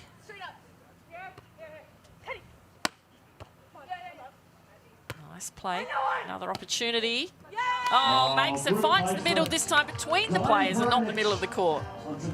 Yeah, beautiful play there and point by USA, forcing the Canadians into a timeout. USA are now trailing just 16 points to 18. So Canada still with a little bit of breathing room here, but just the Canadians having to take a little break, and USA giving them a little bit to think about here.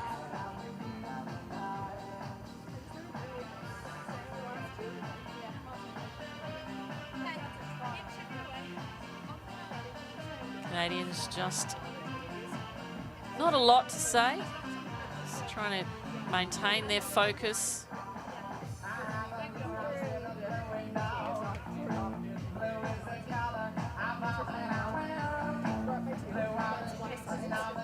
Sometimes you'll see the players taking a bite of a banana or a mouthful of a protein bar, keep their energy up. Some players do, some players could not possibly even try to do that. It would make them feel sick. So everybody's different. You're allowed to do it, but water obviously is the most important, and a lot of that water has some sort of electrolyte in it as well. And even though the cloud cover is over, it's still warm.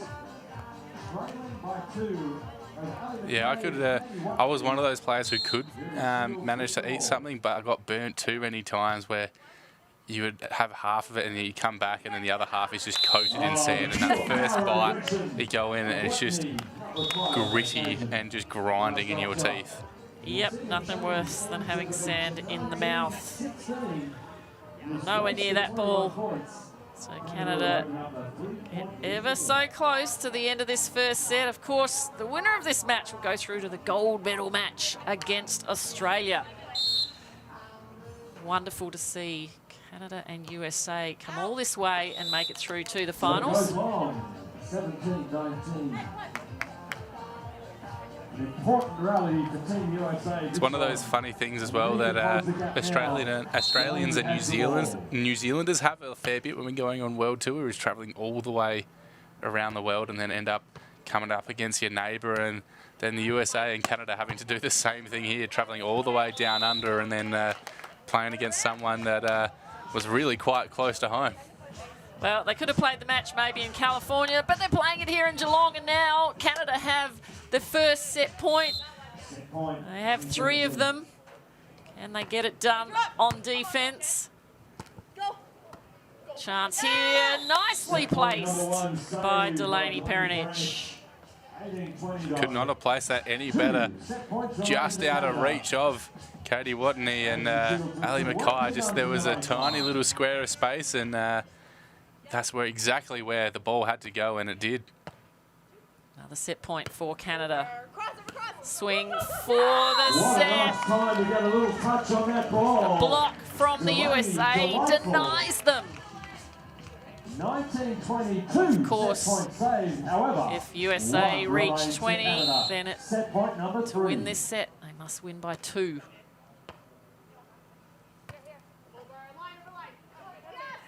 And the ball drops on the side of the Americans, and Canada take the first set 21-19. Solid start for the Canadians.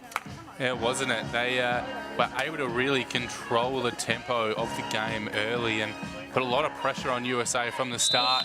USA didn't look too comfortable in their own side out and were really struggling at times, but they did a great job of finding their legs and you know, drew that scoreline back and and left it probably a little bit too late, but we're right there in it. Well, it's a wonderful match so far. It's the best of 3. Could we go to a third set? But right now, Greg Jury is with Margot Wiltons, the coach of the women's beach volleyroos development squad. Margot, how are you going? You must be excited for the girls getting into the gold medal game. Oh, absolutely. It's such a reward for their hard work, and like playing a final on the home soil is the best they can do it for. So what do you do to prepare the girls for a game like this? Honestly, we go about business as per usual. In the meantime, they're pretty experienced to play World Tour. They're self-managed. We collaborate as a team. I have my role, the girls have their roles, and yeah, we came for gold. So it was like making it to the final and now getting the job done. Awesome. Do you get nervous at all? I would say no, but every now and then I do. But I know what they can do. I'm pretty confident. I know which work they put into it. I know what their abilities are, so like not often. I just get very excited. Awesome. Well, congratulations, mate. Good luck in the next game. Thank you so much. Wonderful to hear from Margot Wiltons. Represented the Netherlands on the World Tour for so many years. And it's good to see so many of us hanging around. I've actually coached Margot when she was playing. We're still hanging around. You've just started hanging around, Max. Only just making the change from off the court. Margot was a coach of mine as well in the lead up to the Tokyo Olympics as well, so I've had a lot to do with her and big fan of her and her coaching work. So it's good to see her, having such an impact on the women's development program. Another long rally to kick us off. These two teams, they don't want to leave anything to chance. Putting their bodies on the line. 1-1 in this second set. Good control from Delaney and great finish. Delaney pulling out the power that time. We've seen her try to utilise a little bit more of the court a lot earlier in this game and in previous games, but this time just absolutely unleashing on that ball and everything happening on this side of the court. Someone use the other side. There we go, and that one is in. Madison Shields keeps her eye on the play. Yeah, she was just getting one back on Mackay. Mackay's been doing that a fair bit in this game already, just doing those one ball overs, and this time Shields getting one back on her. Great serve down the line, just what the Americans needed. A little bit of confidence, that'll get their energy up. Much better start here from the Americans, leading 4-2 currently.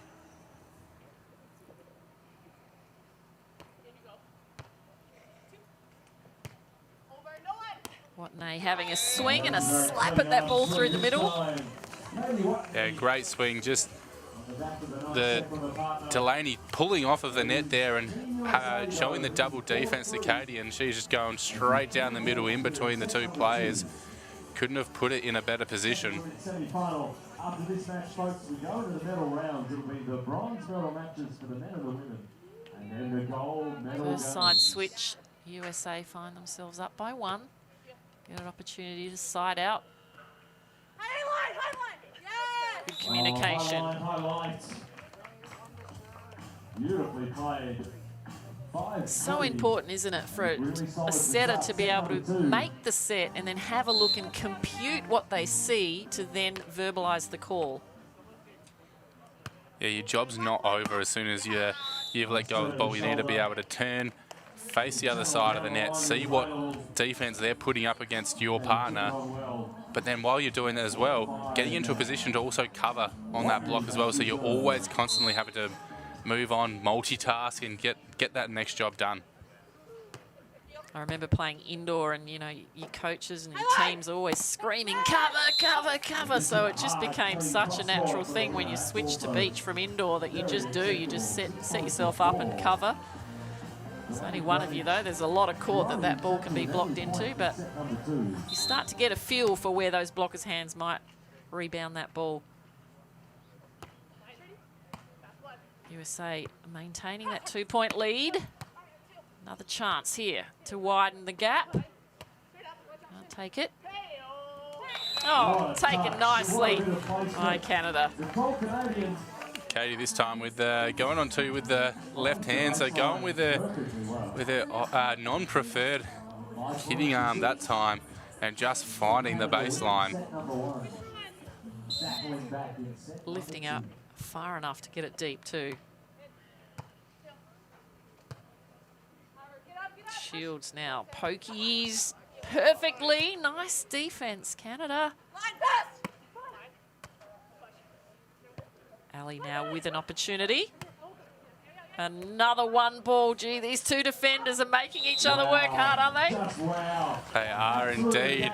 As you saw, Canada had an open net there, and it was a beautiful job by Madison Shields, and see that Ali was got to try and go for that real short drop shot with the open net to then come in and put that ball back over on 1, and Canada just not able to control it.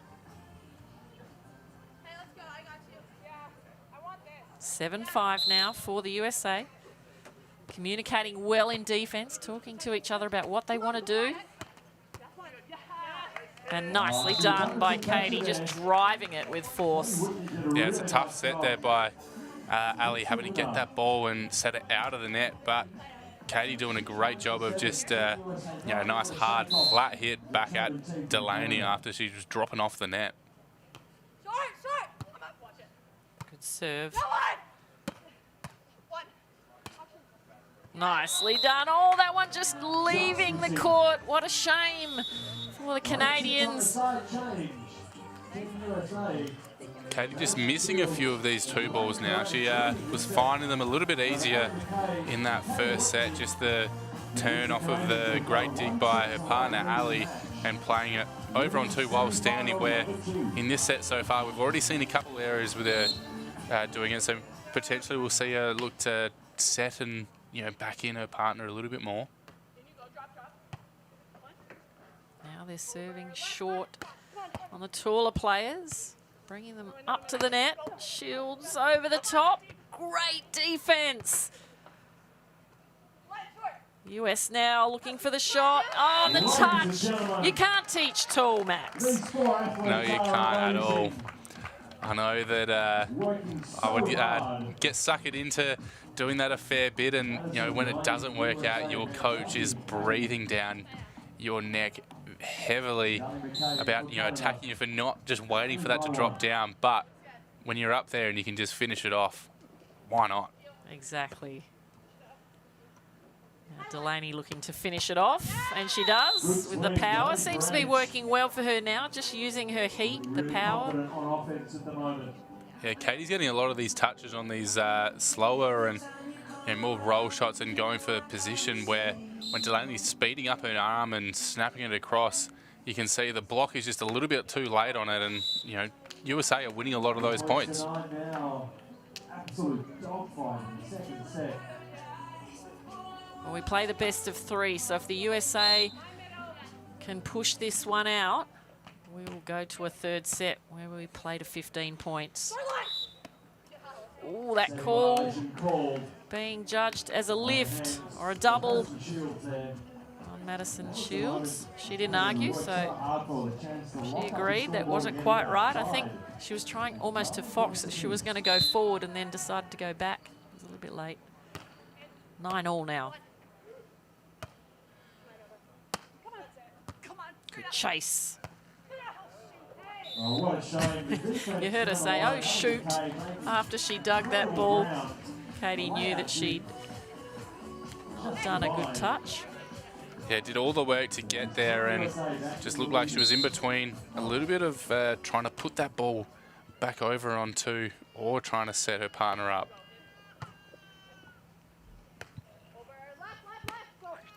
Well, she went left as we heard the call, but Shields was there and she decides to do the same thing. Madison Shields placing it perfectly. Not even McKay could have run that one down. It was that The Americans good. out to 11-9 lead, 1 point away from this technical timeout. Canada will be really hoping to win this side out right now and going into that break only 1 point down.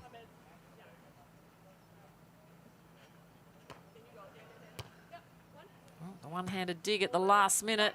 She does all right with it. Shields. Oh, terrific work, Madison Shields.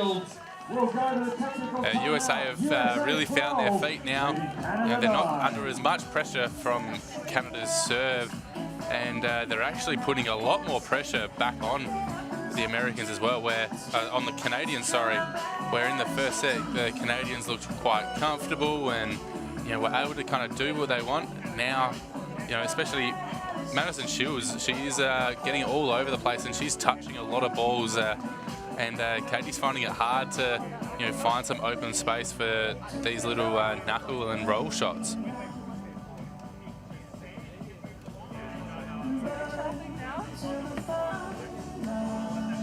Looking a lot more confident, a lot more settled, like you said. You can see it in the faces. Frustration showing a little bit with the Canadians.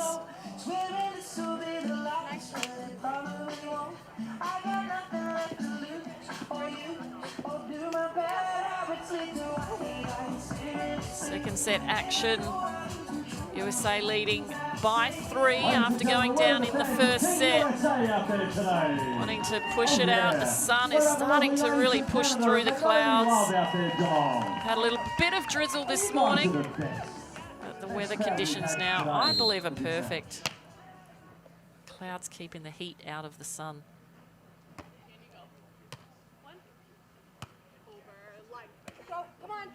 Again, the call incorrect. Great touch, but unable to control it. Yeah, just not enough on that touch to get that ball forward, and Ali just with the call of come on, and then getting the little donk on the head on the ball landing back down. Peronich with the serve. And with the block, monster block, USA, just what they needed, pushing ahead further and further, really dominating now in this second set. 14-9, perfect timing. A great response by the Americans.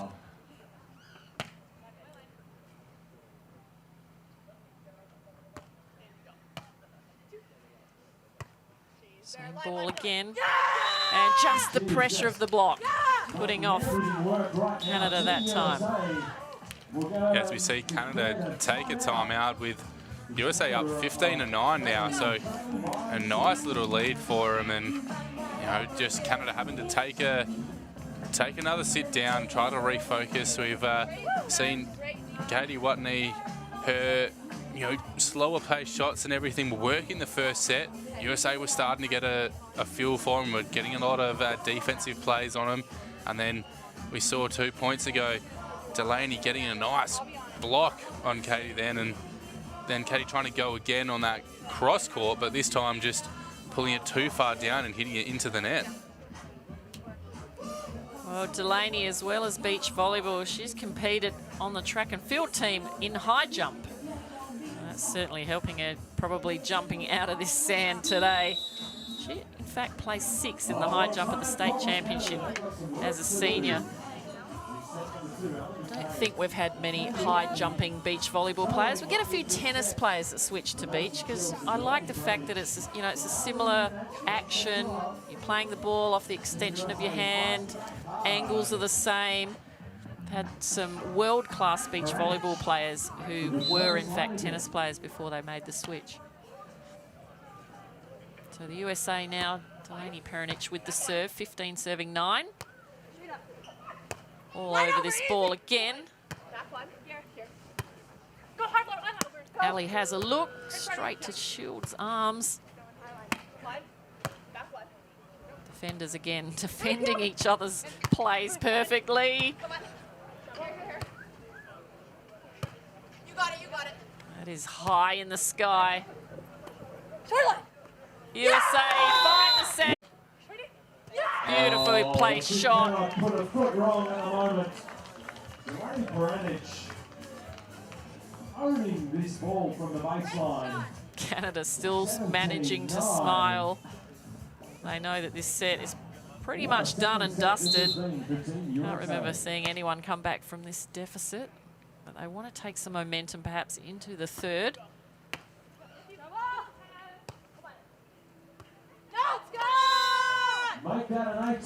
Something you don't see often as well is that overhead reception on a pass as well. A great tough serve from Delaney Peronich there, and the Americans are really on fire right now. 18-9 as we see someone in the crowd with a couple of feathered fans as well. A couple of birds he's got on his arm. So Canadians just switched sides and it worked well. Watney hitting from the right. Just displaying a different picture in defence. Will they stay on that side? That is the question. Now they've got to work out. Let's see if we can get a bit of momentum in defence. Has the ball low.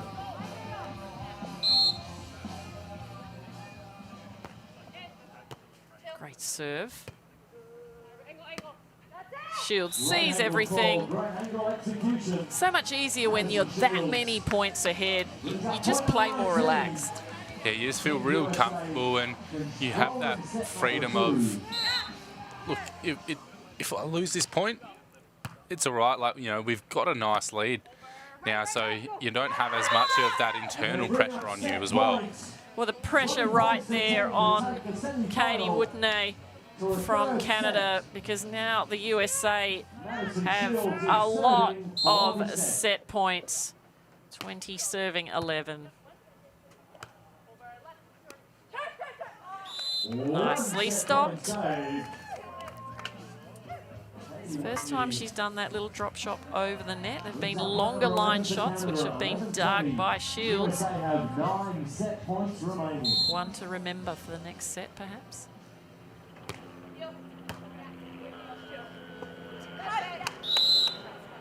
That one off the hands of the block. So the USA take the second set 21-12. And we are going to 3.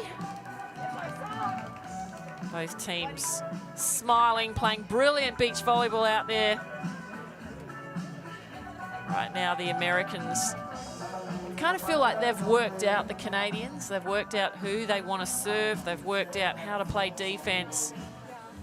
Delaney's really sat into her side-out rhythm as well. Yeah, and as I said in that pre-game interview, there was always going to be a whole lot of just, well, both teams figuring out each other on the fly, and somehow the Canadians are just going to have to clear their minds and, oh, hello. What have you got there? You've got a bird friend.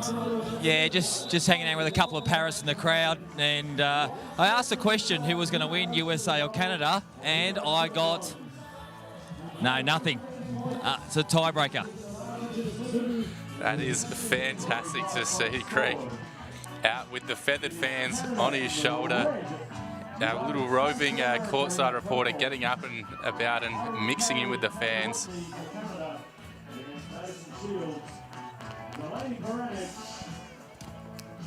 As we see both teams coming back out onto the court as we get into the third set and the deciding set, which of these two teams will be joining Australia in that gold medal match.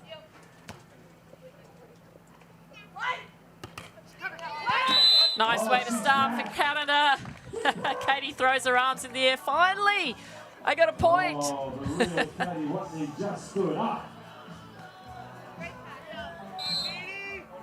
Great penetration of her arms over the net onto the other side. Shields tries to take it in her own hands. 2-0.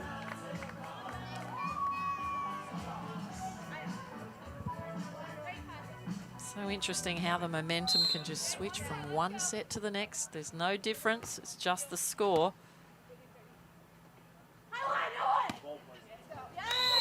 Good play. Yeah, great swing that time. Katie Watney dropping on that block, and Delaney Perinic just with a nice, hard, fast swing, finding that back corner.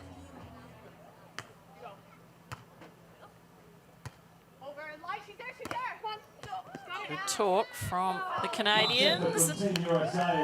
Open to anyone to really take this. What do they need to do, Max? What does a team need to do, either one of these teams now, to step up and get ahead in this set? Well, really, when you get down to, you know, on that world tour and everything, a lot of the time you've got all the players are all pretty well, you know, level on that skill level. It's just all about that mental part of it and how well you can implement your best game and your best game style and ability for the longest. And so we saw that there was the Canadian drop-off in that second set, but we've seen them come out and, you know, refocus really well, and currently out to that 4-2 lead here in the third set. Well, make that 5-2 now. A little bit of a drop in focus from the Americans, perhaps. Yeah, and on the flip side for the Americans, sometimes it's a really tough thing to then go into a third set after, you know, you lost a tight first set, you've come out and absolutely romped home in a second set, and then all of a sudden your opposition has come back with just a little bit more fire again, and, you know, you can be caught lacking a little bit. Sometimes it just is who will make the least errors as well when you're so well matched. Nice play so far. Katie Watney has come out error-free, getting a block, siding out nicely. 6-3 to Canada.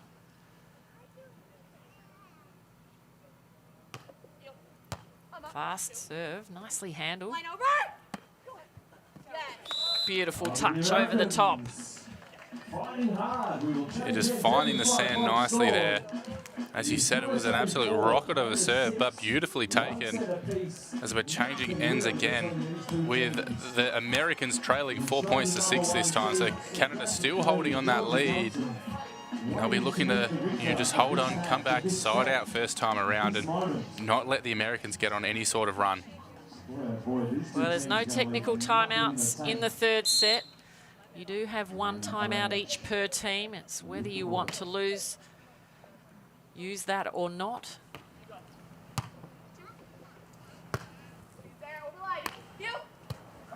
Good read by Perinic. Oh, just couldn't finish it off. Shields just not putting the ball there. Yeah, we can see right after that error from Delaney, just immediately asking for that set just to be a little bit higher from her partner, Madison Shields.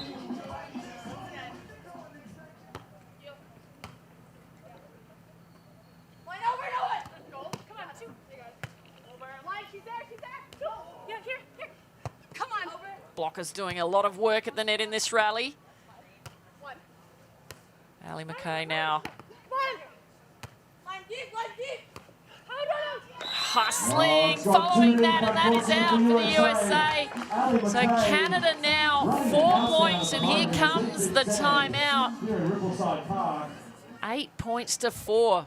Yeah, so there was a lot of work there from the blockers at the net there, but Ali McKay was all over the court, was getting touches on the right side, and then immediately having to kind of seesaw as well. If we have a look at their scores, that third three-setter went 21-17 to them, then they lost 21-23, and then great side out of the timeout there by USA, and Delaney Peronich there, just over the top of the dropping blocker.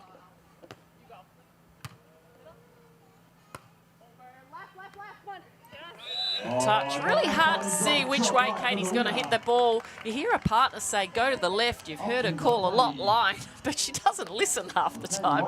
She does what she sees, but she's siding out beautifully now.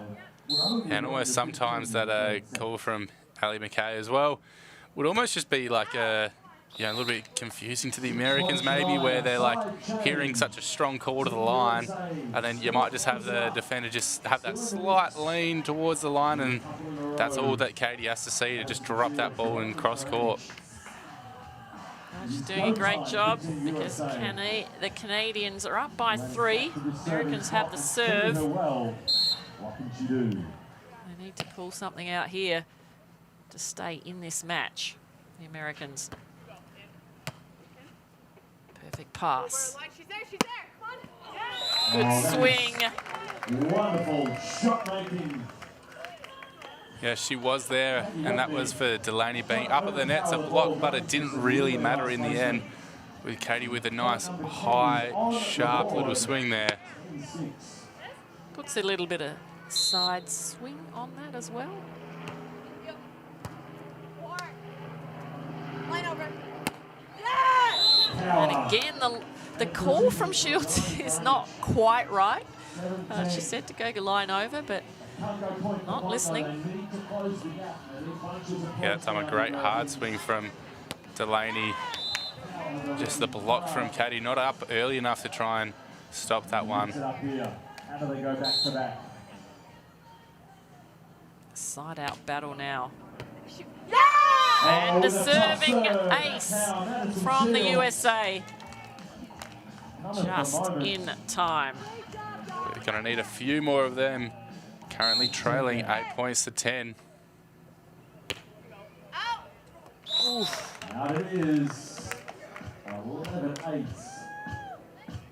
Takes the pressure off. You can just almost feel the breath being expelled by the Canadians when that one floated out. 11-8. Line! Angle! Touch. Over. Line. Chance for Canada. Watch it. Line! And now for the USA. And, oh, that one just missing for Ali. She knew what she wanted to do. Just couldn't get it. There was another line call there from Shields, and Peronich backing it in this time straight at Ali McKay of Canada, and she just couldn't handle it just enough, just a bit too much on it to put that ball long. It's almost like you get excited and then you just throw everything at it.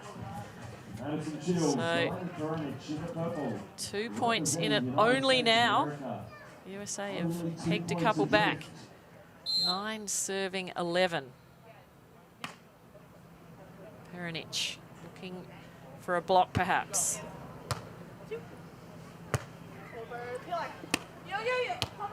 Easy dig though. Line, no line! Come on, back line here. Ali is there. Line, kill, go, go, go, go! Good defense by Shields and by Watanabe. Oh, the mistake for Canada. The USA, another point.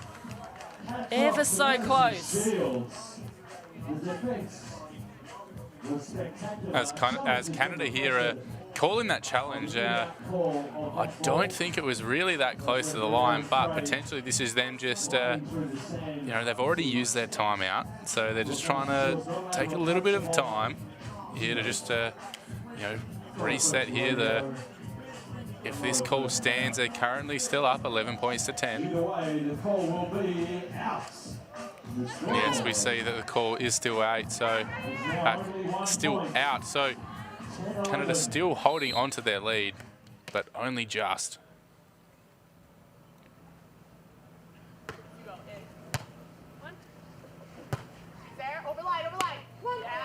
Gets the call and makes the play.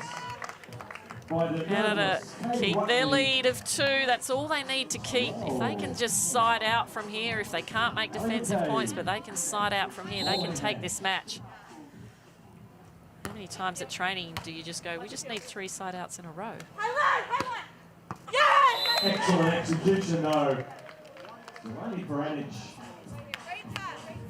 Easy on paper, but then when you're out in there and, you know, they have an opportunity to be in that gold medal match, it's a whole lot of added extra pressure that is really hard to emulate in a training. It's the first of 3, if they can get it. Oh, well, that one nicking the absolute outside of the line.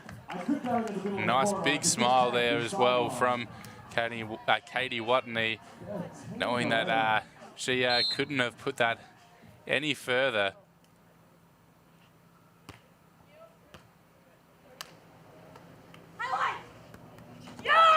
Oh, the monster block sets them up now. They'll have 4 match points. Wow. What a swing, a seesaw, a swinging match right here. It's been in both pockets of both teams. It's been a very entertaining game for sure. Great little celebration there from Ali McKay as well, celebrating her partner's block with a jumping like fist pump. But they've got that one more point that they need to get. Serve goes to Shields, and she makes the play. Nerveless from Madison Shields. 1 match point saved, 2 remain. The delightful Delaney Peranich with the ball, but it is still match point Canada.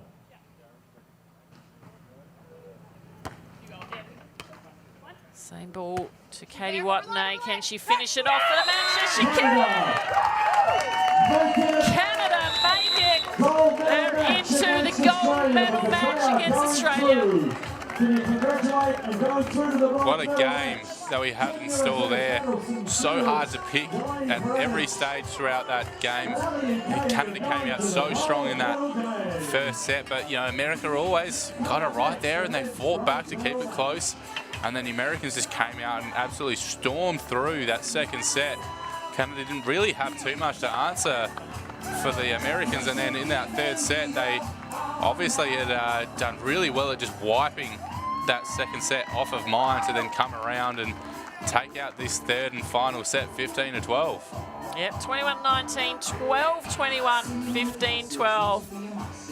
Alison McKay and Catherine Watney from Canada. They're in the gold medal match. Well, Madison Shields and Delaney Peranich, they've had a good tournament. They've battled through the qualifier. They'll take some time to just think about the lost opportunity there, but they will be playing off for a bronze medal. Yeah, it's that tough thing to try and turn back around now and flip that mentality that there is still a medal on offer. Well, Greg's going to be talking to the winners. Over to you, Greg. Girls, congratulations. Gold medal, Pro Beach Tour. You must be ecstatic that you're going into the game right now. We're so stoked. This is our first medal round, so we're super proud and we're so excited. Now, it's awesome. Now, talk to me about the defensive pressure there. I mean, that was an impressive performance by you. I don't think there was a ball that hardly touched the sand. That was such a battle. I mean, she was going for everything, so I had to too. No doubt about it. Now, the one ball, tell me a bit about that one ball. Couple there, but then a couple of great ones in that play. A little Ludwig inspired, a little Keelan Jones from back home. Try my best. Awesome. Now, what do you do for the next couple of hours just to calm the nerves a bit and get yourselves mentally ready for the next game? I might go read my book, drink lots of water, and eat a lot of food. Awesome. Now, I will say one thing. You're playing against one of the happiest teams on tour, and I think you two smile a lot on court as well. So let's be honest, it's going to be the happiest gold medal game I think I'll ever going to see. So congratulations, girls. Well done, and good luck in the next game. Can't wait. Thank you. Thank you. Well, that was well said too. Definitely one of the happiest gold medal matches coming up, but sad to see players not feeling that happy. The Americans did such a great job, especially in that second set. It seemed like to me they had the Canadians all worked out. But I think Katie Watney, she just lifted a level. She did such a great job in the side out. The Americans kept the ball on her in the side out, and she really did well. But I love the battle between the two defenders. Yeah, it was. It was that whole game. It really was just kind of the two defenders going at each other. And as you said, the difference in between that kind of second and third set was Katie Watney lifting and finding that side out and that attack again where it dropped off a bit in that second set, and then a beautiful job to find it in the crunch time in that third set.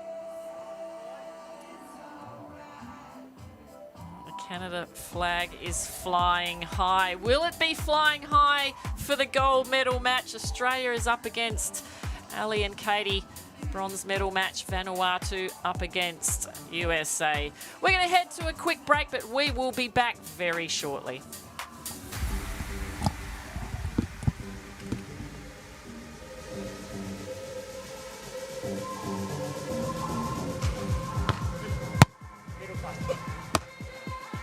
Play response.